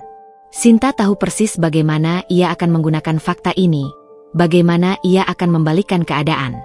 Panggung sudah siap, dan pemeran utama yang sesungguhnya akan segera tampil dengan identitas aslinya. Beberapa hari setelah percakapannya yang menguatkan dengan Andri, Sinta menerima pesan singkat dari Tika. Pesan itu, yang dikirim dengan nada ceria dan penuh semangat, seolah menjadi sinyal dimulainya babak baru. Mbak Sinta, Ibu Dewi mengadakan makan malam spesial akhir pekan ini di rumah. Angga akan cerita tentang proyek terbarunya yang sangat besar. Katanya ini kunci buat dia naik jadi direktur. Mbak Sinta dan Mas Andri harus datang ya. Ibu ingin kita semua kumpul. Senyum tipis, penuh makna, tersungging di bibir Sinta. Ini dia. Momen yang ia tunggu-tunggu, disajikan di atas piring perak oleh Tika sendiri yang tak menyadari apapun. Sinta tahu persis proyek yang akan dibanggakan Angga. Itu adalah proyek integrasi sistem nasional untuk Kementerian Perhubungan, sebuah proyek multimiliar rupiah yang telah menjadi fokus utama inovasi digital Nusantara selama 6 bulan terakhir. Sinta sendiri yang memimpin presentasi akhir proyek itu di depan para menteri, kepala lembaga, dan jajaran direksi utama kementerian. Proyek ini bukan hanya besar dari segi nilai kontrak dan kompleksitas teknis, tetapi juga sangat strategis bagi reputasi perusahaannya di kancah nasional. Sinta membalas pesan Tika dengan persetujuan yang singkat namun lugas. Tentu saja, Tika. Kami pasti datang. Kedengarannya menarik. Selamat untuk Angga ya. Di balik kalimat itu, Sinta sudah menyusun rencana di benaknya.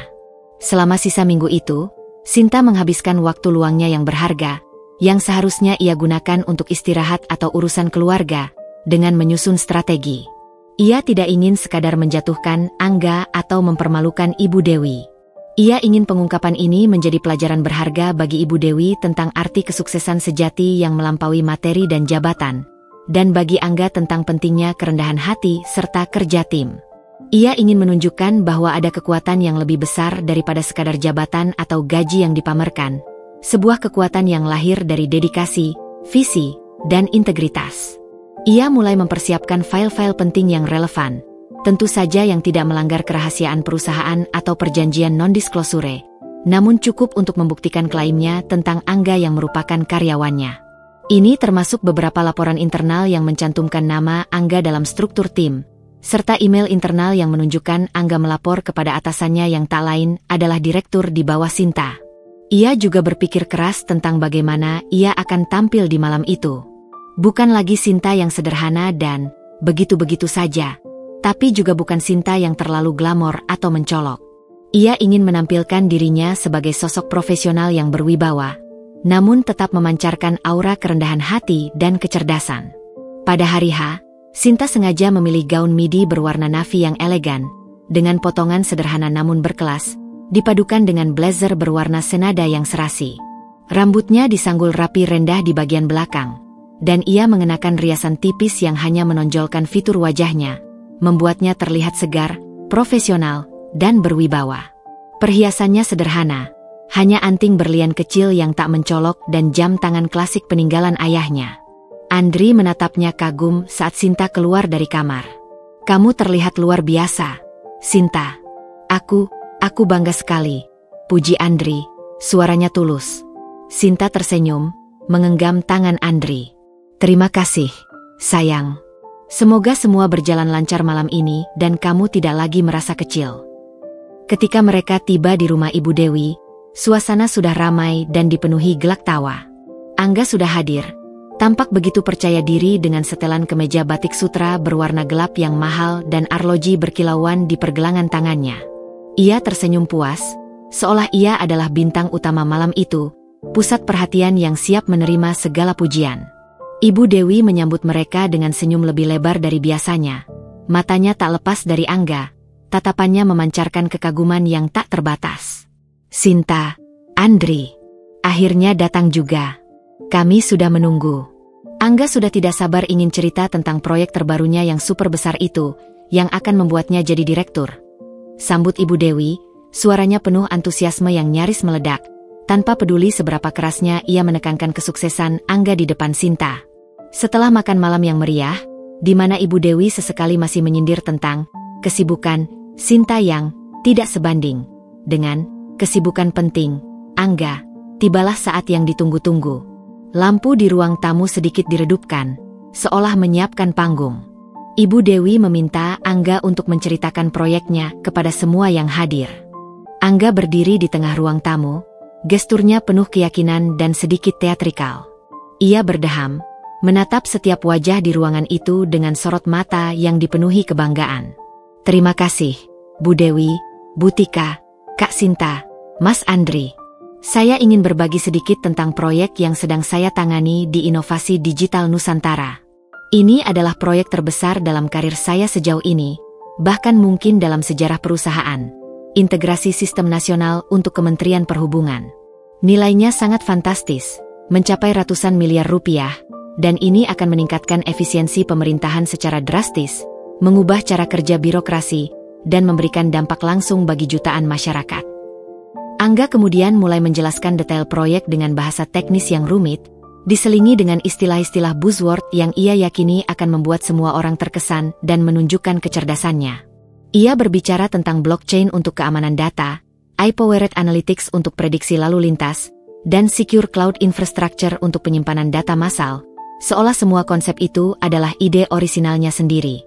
Ia menyoroti perannya sebagai manajer proyek senior yang krusial, sebagai ujung tombak yang berinteraksi langsung dengan klien tingkat atas dari kementerian, dan bagaimana ia berhasil mengatasi berbagai tantangan teknis yang sangat kompleks sendirian.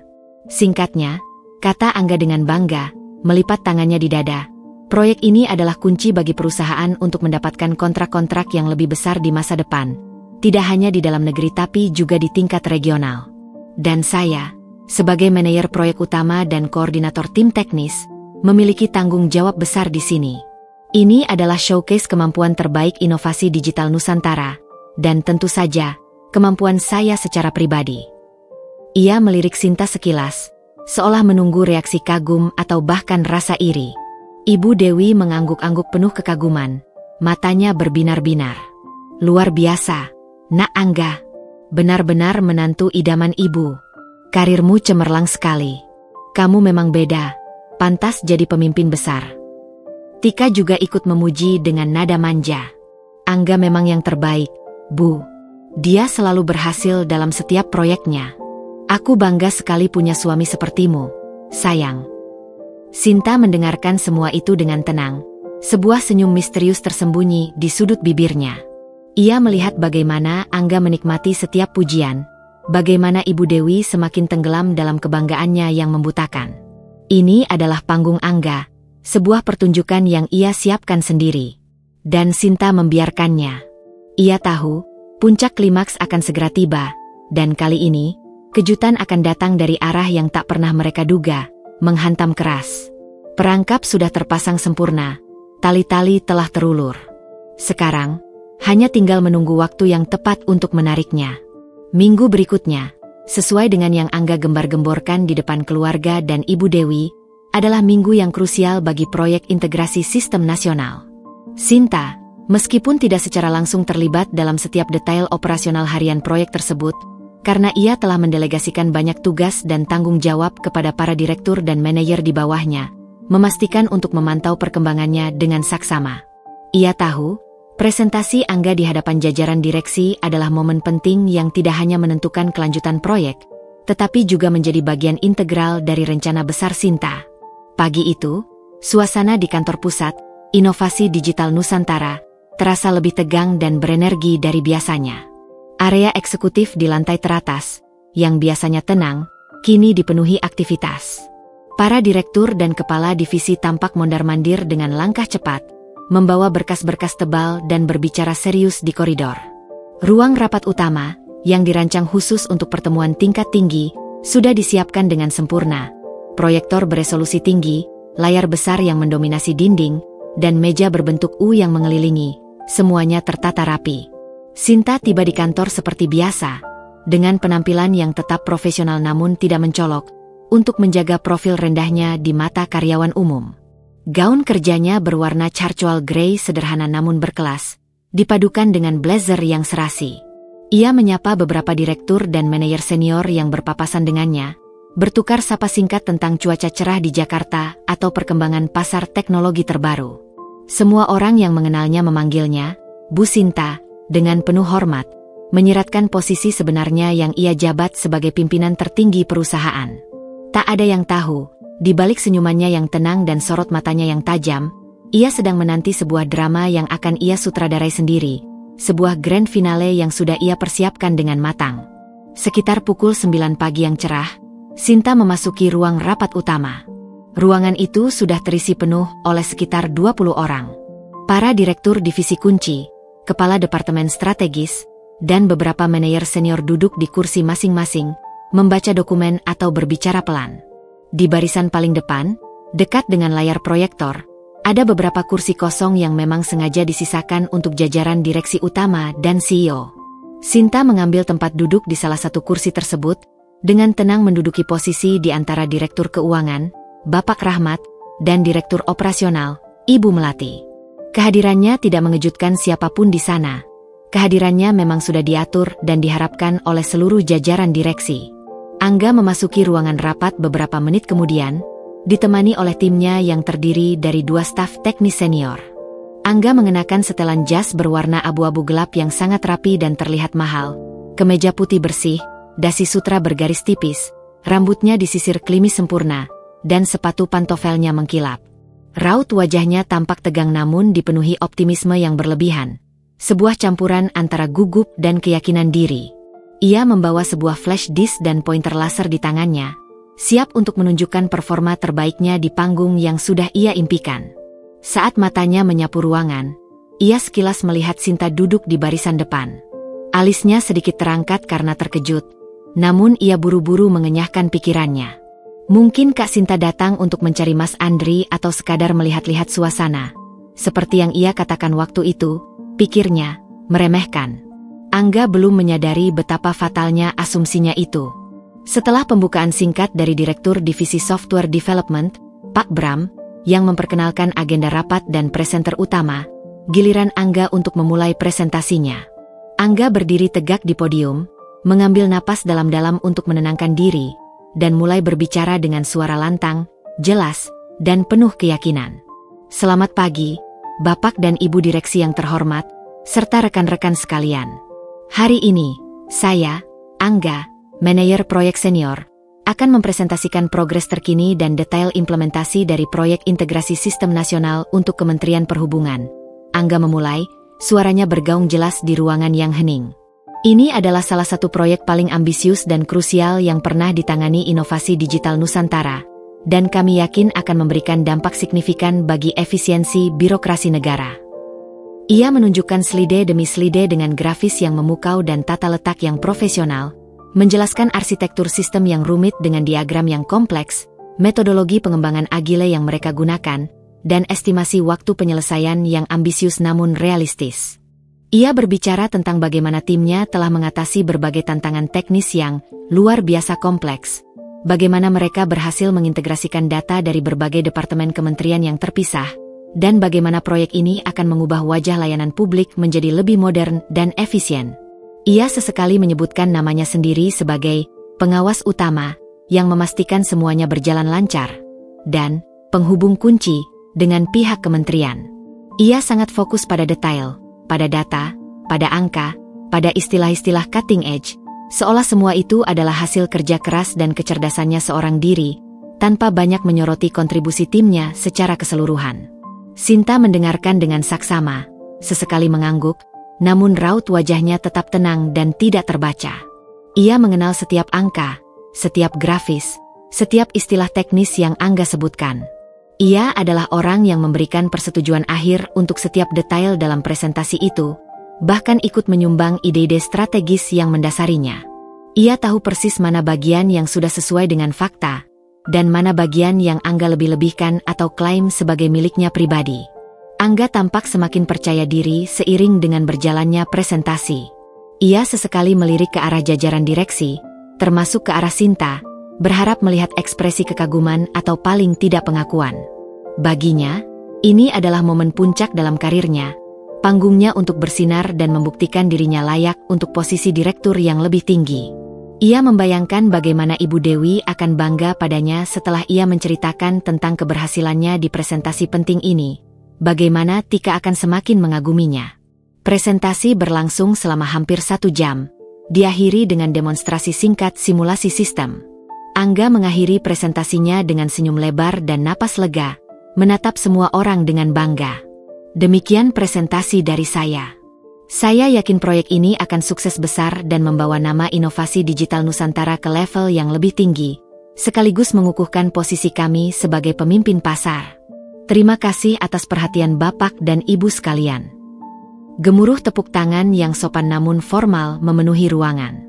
Angga merasa puas. Ini adalah penampilannya yang terbaik. Ia baru saja membuktikan dirinya di depan para petinggi perusahaan, dan ia merasa sudah selangkah lebih dekat dengan mimpinya. Ia tidak tahu bahwa di antara tepuk tangan itu, ada seorang wanita yang akan segera mengakhiri pertunjukannya, dan memulai babak yang sebenarnya. Babak di mana semua topeng akan dilepaskan, dan kebenaran akan tersaji telanjang. Begitu gemuruh tepuk tangan yang sopan namun formal mereda, suasana di ruang rapat utama berubah menjadi sesi tanya-jawab. Beberapa direktur dan kepala departemen mengajukan pertanyaan teknis yang mendalam, menguji pemahaman Angga tentang proyek yang baru saja ia presentasikan. Angga menjawabnya dengan lancar, sesekali merujuk pada slide presentasinya, senyum percaya diri tak lekang dari wajahnya. Ia terlihat sangat menikmati posisinya sebagai pusat perhatian, sebagai bintang di antara para petinggi perusahaan, merasa sudah selangkah lebih dekat dengan promosi impiannya. Sinta membiarkan beberapa pertanyaan berlalu, dengan tenang mengamati Angga dan ekspresi percaya dirinya yang mulai membengkak. Ia melihat tatapan Angga yang sesekali mencuri pandang ke arahnya, namun tidak ada jejak pengenalan yang sesungguhnya. Baiklah, Angga, saatnya telah tiba, batin Sinta. Ia mengangkat tangannya dengan tenang, gerakannya anggun namun penuh tujuan. Semua mata di ruangan itu, termasuk mata Angga, menoleh padanya. Angga sedikit terkejut melihat Sinta mengangkat tangan, alisnya terangkat sedikit, namun ia tetap tersenyum tipis, mengira Sinta akan mengajukan pertanyaan umum atau mungkin basa-basi yang menunjukkan sedikit pengetahuan tentang teknologi. Terima kasih, Angga, atas presentasinya yang sangat komprehensif dan detail. Sinta memulai, suaranya jelas, berwibawa, dan memecah keheningan yang kini menyelimuti ruangan. Nada suaranya tidak ramah atau akrab seperti Kak Sinta di rumah Ibu Dewi, melainkan formal, profesional, dan penuh otoritas yang tak terbantahkan. Saya ingin mengklarifikasi beberapa poin mengenai implementasi end-to-end sistem keamanan data, terutama pada modul integrasi dengan infrastruktur legacy kementerian.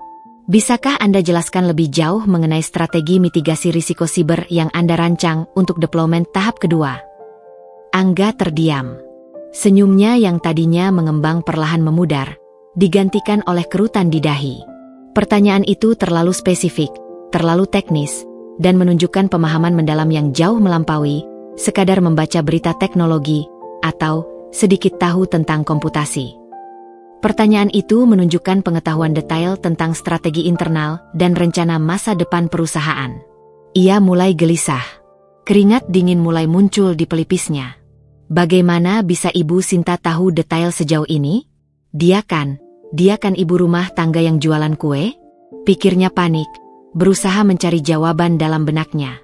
Sinta melanjutkan, tanpa menunggu jawaban Angga yang terlihat linglung. Untuk proyek sebesar ini, kita tahu tantangan terbesar ada pada migrasi data historis yang masif dan memastikan zero downtime selama transisi sistem yang sangat krusial. Anda menyebutkan penggunaan blockchain untuk integritas data. Bisakah Anda jelaskan lebih detail tentang algoritma konsensus yang Anda pilih? Apakah itu Proof of Work, Proof of Stake, atau Delegated Proof of Stake? Dan bagaimana itu akan berinteraksi dengan sistem verifikasi biometrik multifaktor yang telah kita sepakati dalam rapat final review di bulan lalu? Terutama mengenai scalability dan latensi di lingkungan live production. Keringat dingin mulai membanjiri dahi Angga, mengalir tipis di pelipisnya. Ia terbata-bata, lidahnya terasa keluh. Maaf, Bu, saya tidak menyangka Anda akan mengajukan pertanyaan sedalam ini. Itu adalah detail teknis yang sedang tim kami kaji lebih lanjut. Bu, kami sedang berkoordinasi dengan tim arsitek sistem. Angga mencari-cari alasan, matanya melirik liar ke arah Pak Bram, direktur divisinya, seolah meminta bantuan atau penyelamatan dari situasi memalukan ini. Ia merasakan tatapan puluhan mata di ruangan itu tertuju padanya. Pak Bram, yang selama ini menahan senyumnya dan mengamati drama yang tersembunyi, kini melirik Angga dengan tatapan datar, nyaris tanpa ekspresi. Ia tidak akan ikut campur. Ia tahu ini adalah panggung Sinta, momen di mana kebenaran akan diungkapkan oleh orang yang paling berhak. Sinta menatap Angga lurus, matanya tajam namun tenang. Angga, sebagai manajer proyek senior yang telah dipercaya menangani proyek kompleks ini, Anda seharusnya memahami setiap detail kunci dari proyek yang Anda pimpin, dari arsitektur hingga implementasi keamanan. Terlebih lagi, modul blockchain dan verifikasi biometrik adalah dua fitur utama yang menjadi poin negosiasi kita dengan kementerian, bahkan menjadi alasan mengapa kita memenangkan tender ini. Sinta jeda sejenak, membiarkan kalimatnya meresap, membuat Angga semakin tenggelam dalam kebingungan dan kegelisahan. Lalu, dengan suara yang tegas, jernih, dan penuh otoritas yang tak terbantahkan, ia mengucapkan kalimat yang akan mengguncang Angga hingga ke akarnya. Kalimat yang akan mengubah seluruh pandangan Angga dan keluarganya. Saya adalah Sinta, Chief Executive Officer, CEO, dan founder dari Inovasi Digital Nusantara. Seketika itu juga, ruangan rapat hening total. Keheningan yang memekakkan telinga. Waktu seolah berhenti berputar. Angga terpaku di tempatnya. Menelan ludah dengan susah payah. Matanya membelalak sempurna, tak mampu berkedip. Rahangnya jatuh tak percaya. Wajahnya yang tadinya percaya diri kini memucat pasi, kemudian berubah menjadi merah padam karena malu yang teramat sangat, lalu kembali pucat. Tubuhnya sedikit gemetar, kakinya terasa lemas. Ia menatap Sinta, lalu bergeser ke para direktur di sekelilingnya, yang kini menatap Angga dengan campuran rasa geli, iba, dan pengertian. Para direktur dan manajer senior yang sudah tahu identitas Sinta sebagai CEO hanya mengangguk-angguk kecil. Beberapa menahan senyum tipis di bibir mereka. Mereka tahu drama ini akan terjadi, dan mereka adalah saksi bisu dari puncak konflik yang selama ini tersembunyi. Sementara itu, tim Angga di belakangnya saling pandang, jelas terkejut dan kebingungan, mencoba mencerna identitas asli Ibu Sinta yang baru saja diungkapkan. Tidak mungkin ini tidak mungkin. Bisik Angga, suaranya nyaris tak terdengar, seperti hembusan napas putus asa. Ia mencoba memproses informasi yang baru saja menghantamnya dengan kekuatan penuh. Wanita sederhana yang selalu ia remehkan di depan ibu mertuanya, yang ia anggap ibu rumah tangga biasa, yang hanya berurusan dengan usaha kuenya, adalah bosnya. Orang yang menandatangani gajinya setiap bulan. Orang yang memegang kendali penuh atas perusahaan tempat ia mati-matian mengejar karir dan menganggap dirinya penting. Sinta berdiri tegak dari kursinya, melangkah perlahan namun pasti mendekati podium tempat Angga masih terpaku seperti patung. Matanya menatap Angga dengan campuran ketegasan, sedikit kekecewaan, namun juga ada jejak ketenangan. Ya, Angga, ini saya. Dan saya tahu persis setiap detail proyek ini, karena saya yang merancangnya, saya yang menyetujui setiap tahapannya, saya yang menandatangani kontraknya, dan saya yang memimpinnya dari awal hingga akhir. Anda hanyalah salah satu koordinator teknis di bawah direktur divisi Anda. Angga tak mampu berkata-kata. Seluruh keangkuhan, kepercayaan diri, dan kebanggaannya runtuh dalam sekejap, berkeping-keping di depan matanya sendiri. Panggung yang ia impikan untuk bersinar kini berubah menjadi neraka pribadinya. Semua pujian yang selama ini ia terima dari Ibu Dewi, semua kebanggaan yang ia rasakan atas jabatan manajernya, kini terasa hampa, memalukan, dan ironis. Ia hanyalah seorang manajer di antara ribuan karyawan, yang selama ini membanggakan diri di depan CEO-nya sendiri, orang yang memberinya pekerjaan, tanpa menyadari apapun. Dunia Angga baru saja jungkir balik. Keheningan di ruang rapat setelah pengungkapan Sinta terasa begitu pekat, membebani setiap orang yang hadir. Udara seolah menipis, dan ketegangan bisa dirasakan secara fisik. Angga masih berdiri terpaku di depan podium. Wajahnya pucat pasi, tatapan matanya kosong, dipenuhi rasa syok dan malu yang luar biasa. Ia seperti patung yang rapuh, seluruh keangkuhan dan kepercayaan dirinya hancur berkeping-keping. Sinta membiarkannya sejenak, membiarkan kenyataan pahit itu meresap perlahan-lahan ke dalam diri Angga, membiarkannya merasakan dampak penuh dari keangkuhannya. Ada pertanyaan lain, Bapak dan Ibu Direksi. Sinta memecah keheningan yang panjang, suaranya kembali ke nada profesionalnya, terdengar tenang dan terkontrol, seolah tidak ada yang luar biasa baru saja terjadi. Para direktur saling pandang, beberapa mengangguk kaku, namun tidak ada yang berani berbicara. Suasana masih terlalu canggung dan tegang untuk melanjutkan diskusi normal. Baiklah, jika tidak ada, rapat kita cukupkan sampai di sini. Sinta mengakhiri, memberikan instruksi kepada Dian, asistennya, untuk mencatat notulen dan memastikan semua dokumen rapat sudah terkumpul. Angga, saya ingin berbicara dengan Anda setelah ini di ruang kerja saya. Nada suara Sinta datar, tanpa emosi, namun tersirat sebuah perintah yang tak terbantahkan, sebuah panggilan yang harus dipatuhi. Angga hanya bisa mengangguk pelan, tanpa mampu mengangkat pandangannya dari lantai. Kakinya terasa lemas, dan ia merasa lumpuh. Ruangan mulai kosong. Satu persatu direktur dan staf meninggalkan rapat. Beberapa di antaranya melirik Angga dengan campuran rasa iba, penasaran, dan mungkin sedikit kelegaan karena bukan mereka yang berada di posisinya. Bisik-bisik pelan mulai terdengar di koridor. Setelah semua orang pergi, hanya menyisakan Sinta dan Angga, keheningan kembali mendominasi, kini lebih intens dan pribadi. Sinta menatap Angga yang masih membeku, tubuhnya kaku seperti robot. Mari ke ruangan saya, Angga. Ada beberapa hal yang perlu kita diskusikan lebih lanjut. Dengan langkah gontai, seolah setiap langkah memerlukan upaya besar, Angga mengikuti Sinta. Di dalam ruang kerja Sinta yang luas, elegan, dan didominasi warna abu-abu, krem, dan artwork modern, ruangan yang belum pernah Angga bayangkan sebelumnya bahwa itu adalah milik Kak Sinta. Ia duduk di kursi tamu, merasa sangat kecil dan tidak berarti. Cahaya matahari yang masuk dari jendela besar menyoroti debu-debu halus di udara, menambah kesan suram pada perasaannya.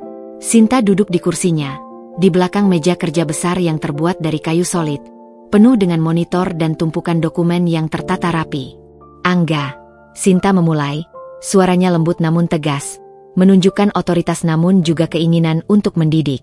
Saya tidak akan membahas apa yang Anda katakan di luar kantor mengenai karir cemerlang, atau proyek monumental Anda, di hadapan keluarga atau orang lain. Itu adalah urusan pribadi Anda. Namun, sebagai atasan Anda, saya sangat kecewa dengan kurangnya pemahaman Anda tentang detail teknis inti proyek yang Anda pimpin, terutama mengenai keamanan data yang menjadi krusial bagi klien sekelas kementerian. Angga menunduk semakin dalam, wajahnya terasa panas membakar. Maaf, Bu Sinta. Saya terlalu fokus pada presentasi secara umum dan melupakan beberapa detail spesifik. Saya akan mempelajarinya lagi. Melupakan, atau memang tidak pernah menguasainya sejak awal? Sinta bertanya balik, suaranya sedikit meninggi, menuntut kejujuran. Angga, sebagai manajer proyek senior, Anda adalah penanggung jawab utama, baik secara teknis maupun manajerial. Anda tidak bisa hanya mengandalkan tim di bawah Anda untuk menjawab semua pertanyaan teknis yang mendalam di depan klien atau di hadapan direksi. Proyek ini bernilai miliaran, Angga. Reputasi perusahaan ini dipertaruhkan, dan lebih dari itu, dana pembayar pajak masyarakat juga dipertaruhkan. Angga tak mampu membantah. Setiap kata Sinta terasa seperti pisau yang mengoyak keangkuhannya. Ia merasa ditelanjangi, semua kebohongannya terungkap. Saya akan memperbaiki diri, Bu. Saya janji akan belajar lebih keras dan memahami setiap aspek. Bagus, Sinta mengangguk, melihat sedikit penyesalan di mata Angga. Saya tidak akan memecat Anda, Angga. Anda memiliki potensi, dan saya melihat Anda memang seorang pekerja keras yang ambisius. Namun, saya ingin Anda belajar dari kejadian ini. Karir dan kesuksesan sejati tidak hanya tentang memamerkan jabatan, atau gaji, atau seberapa sering Anda disebut di depan umum. Ini tentang integritas dalam pekerjaan Anda, tentang kerja tim yang solid, dan terutama, tentang kemampuan untuk benar-benar memahami dan menguasai apa yang Anda lakukan, bukan hanya permukaannya. Sinta menatapnya tajam, memastikan pesannya sampai. Mulai sekarang, saya ingin Anda lebih fokus pada substansi pekerjaan daripada pencitraan. Saya akan menugaskan Anda langsung di bawah pengawasan Pak Bram untuk proyek ini, dan saya ingin laporan progres mingguan dari Anda pribadi yang lebih mendalam, bukan hanya rangkuman. Jika ada pertanyaan teknis mendalam yang tidak bisa Anda jawab, saya ingin Anda bertanya kepada tim Anda, belajar dari mereka, atau bahkan bertanya kepada Pak Bram. Jangan pernah lagi pura-pura tahu. Angga mengangguk cepat, merasa lega sekaligus malu yang teramat sangat. Sebuah kesempatan kedua telah diberikan padanya. Sebuah kesempatan untuk tumbuh dan belajar dari kesalahannya. Baik, Bu Sinta. Saya mengerti sepenuhnya. Terima kasih banyak atas kesempatan dan kepercayaan ini. Satu hal lagi, Angga, Sinta menambahkan, suaranya kini sedikit melunak, kembali ke nada yang lebih pribadi. Di luar kantor, kita tetap keluarga. Saya harap kejadian ini tidak merusak hubungan pribadi kita. Tapi, saya harap Anda juga bisa lebih jujur kepada keluarga, terutama Ibu Dewi, dan tidak lagi membanding-bandingkan Andri dengan Anda, atau meremehkan orang lain hanya berdasarkan apa yang terlihat di permukaan. Angga terdiam sejenak, wajahnya kembali memerah menahan rasa malu yang baru. Ia tahu Sinta merujuk pada perlakuan Ibu Dewi, dan pada perlakuan Angga sendiri terhadap Andri dan Sinta. Saya mengerti, Bu Sinta. Saya minta maaf atas semuanya. Saya akan lebih jujur. Sinta mengakhiri pertemuan dengan sebuah anggukan. Anda boleh kembali bekerja. Pastikan progres report besok sudah jauh lebih detail dan akurat. Angga bangkit dari kursinya dengan langkah yang kini terasa lebih berat, lalu keluar dari ruangan Sinta dengan kepala tertunduk. Ia merasa hancur, namun di tengah kehancuran itu, ada juga secercah pemahaman dan kesadaran diri yang baru. Kebenaran yang selama ini tersembunyi telah terkuak, bukan hanya bagi Angga di ruang rapat eksekutif itu, tetapi juga akan segera bergaung di telinga Ibu Dewi dan Tika. Angga kini harus menghadapi kenyataan pahit bahwa menantu yang selama ini ia remehkan dan perlakukan dengan arogan adalah orang yang memegang penuh kendali atas nasib karirnya, orang yang memberinya gaji, dan orang yang memiliki kekuasaan mutlak di perusahaan itu. Dan bagi Sinta, inilah awal dari fase baru, di mana ia tidak akan lagi menyembunyikan identitas aslinya dari keluarga, setidaknya untuk tujuan yang lebih baik, untuk sebuah kebenaran yang akan membawa kedamaian. Angga tiba di rumah Ibu Dewi pada malam harinya dengan wajah muram, jauh berbeda dari aura percaya diri yang biasanya ia pancarkan.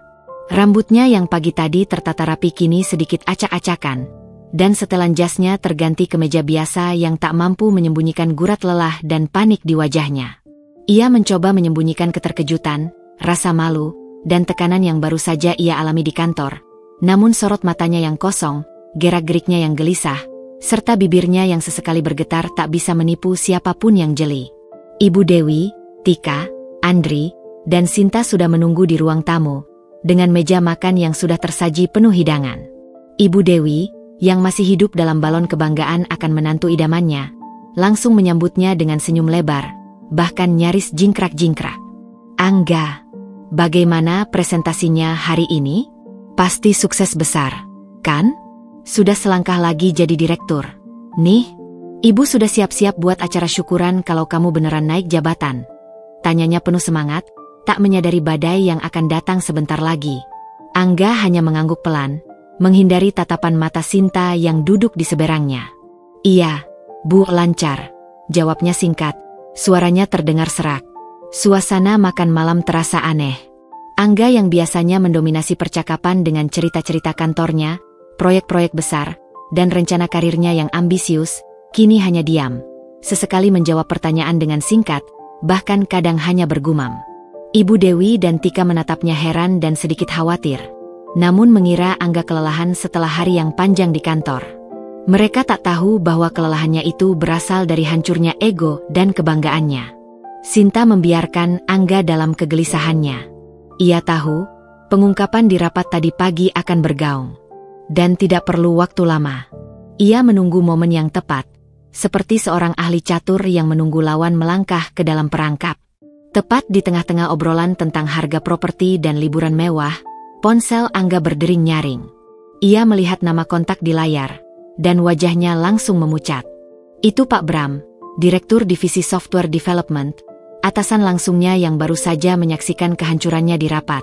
Angga segera bangkit dari kursi, menjauh sedikit dari meja makan, dan mencoba menjawab telepon dengan suara pelan yang nyaris berbisik. "Halo, Pak Bram." "Iya, Pak. Baik, saya mengerti. Pak, akan saya perbaiki semua detailnya. Pak, saya akan pastikan tim mengecek ulang. Saya minta maaf. Pak, saya janji tidak akan terulang."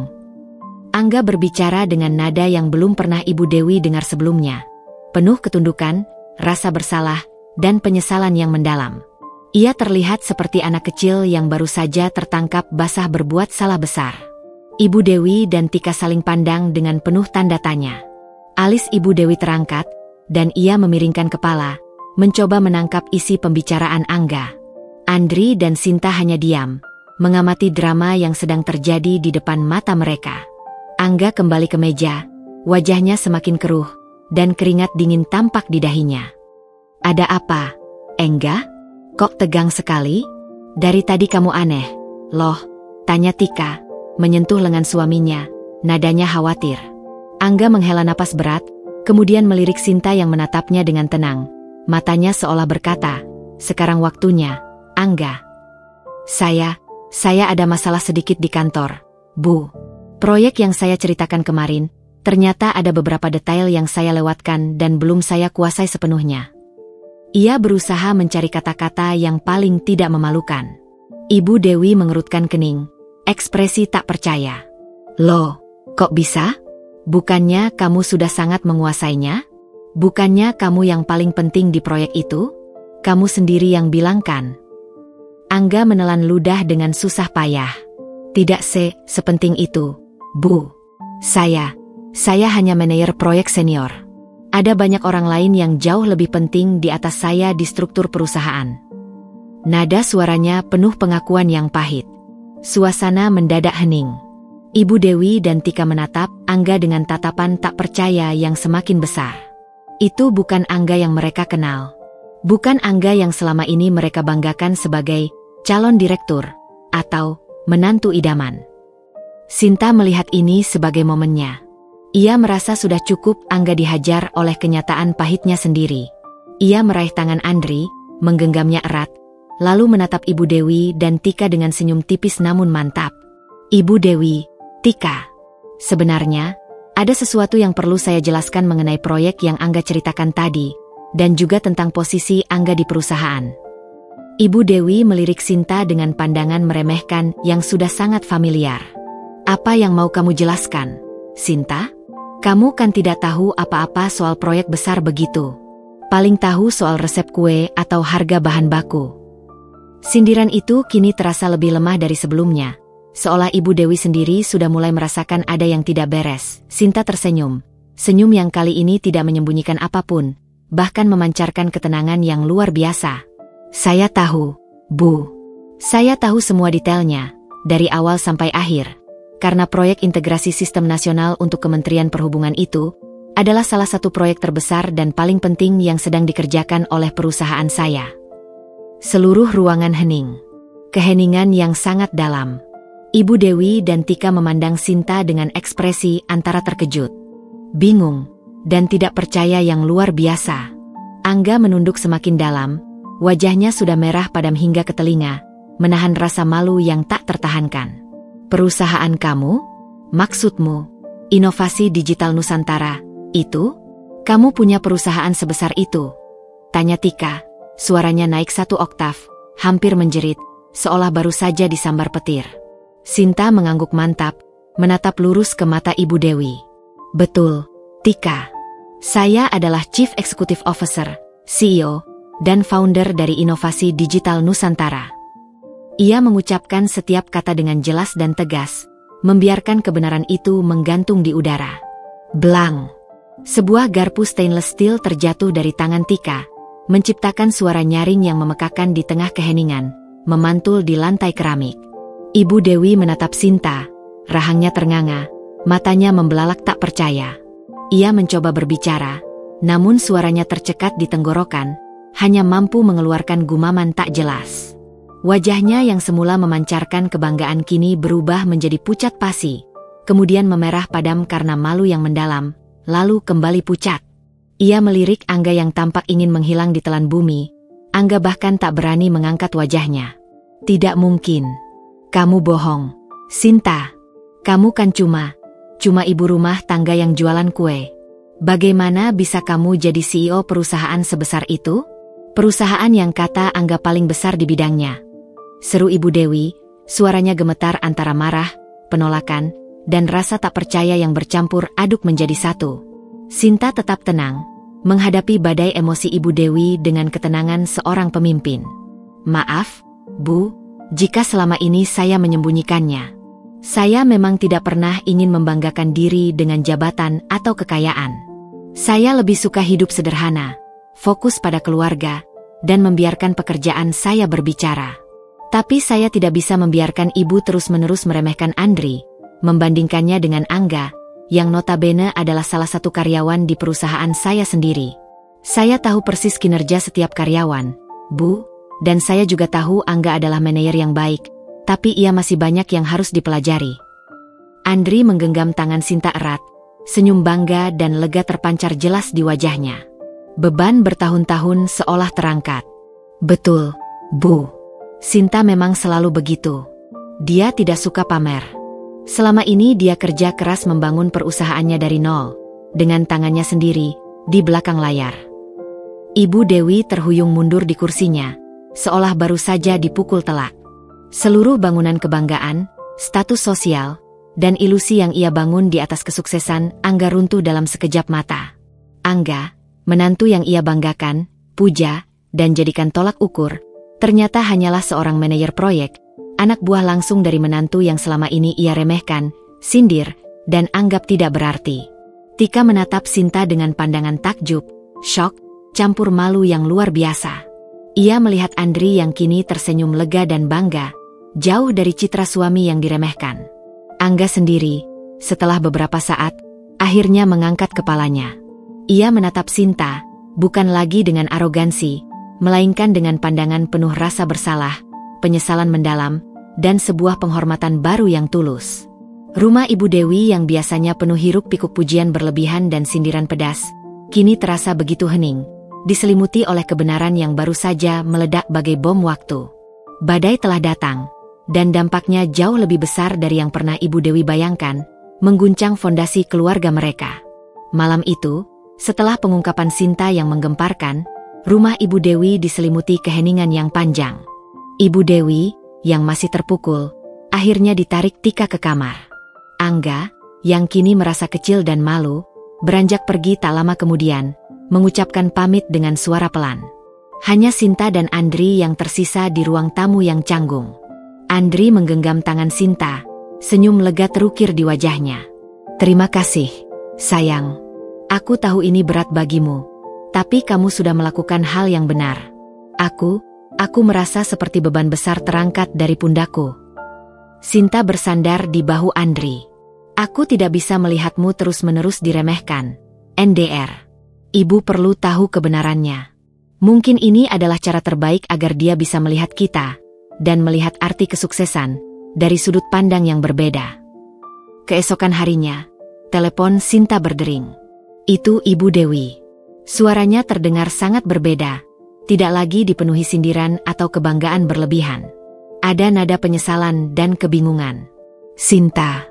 Ibu tidak tahu harus berkata apa, ucap Ibu Dewi lirih. Ibu tidak menyangka. Ibu selama ini salah menilai kamu. Ibu terlalu terpaku pada apa yang terlihat di permukaan.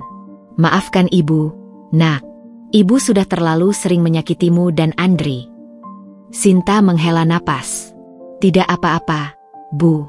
Saya tahu Ibu hanya ingin yang terbaik untuk kami.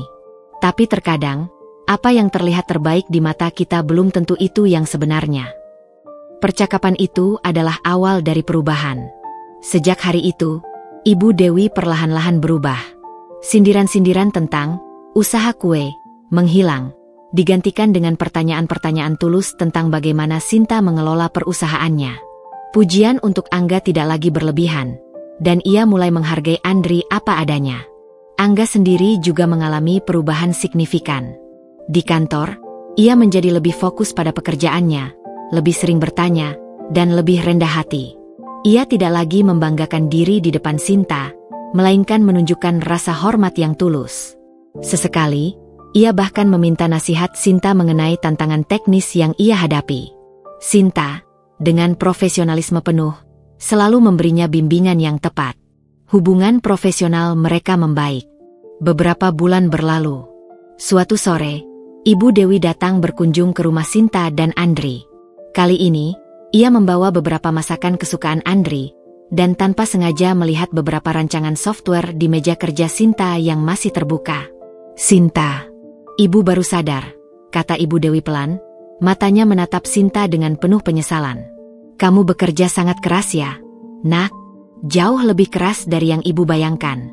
Ibu bangga padamu. Bangga pada kalian berdua. Ibu Dewi tersenyum tulus, kemudian menatap Andri. Maafkan Ibu, NDR. Ibu bangga punya menantu dan anak sepertimu. Andri dan Sinta saling berpandangan. Senyum hangat merekah di wajah mereka. Akhirnya, kebenaran telah membawa kedamaian. Hubungan keluarga mereka perlahan membaik, dibangun di atas fondasi kejujuran dan pengertian yang baru. Sinta tidak lagi perlu menyembunyikan identitasnya, dan Andri bisa berdiri tegak tanpa bayang-bayang perbandingan. Mereka menemukan bahwa kebahagiaan sejati bukanlah tentang jabatan atau kekayaan yang dipamerkan, melainkan tentang penerimaan, rasa hormat, dan cinta yang tulus dalam sebuah keluarga.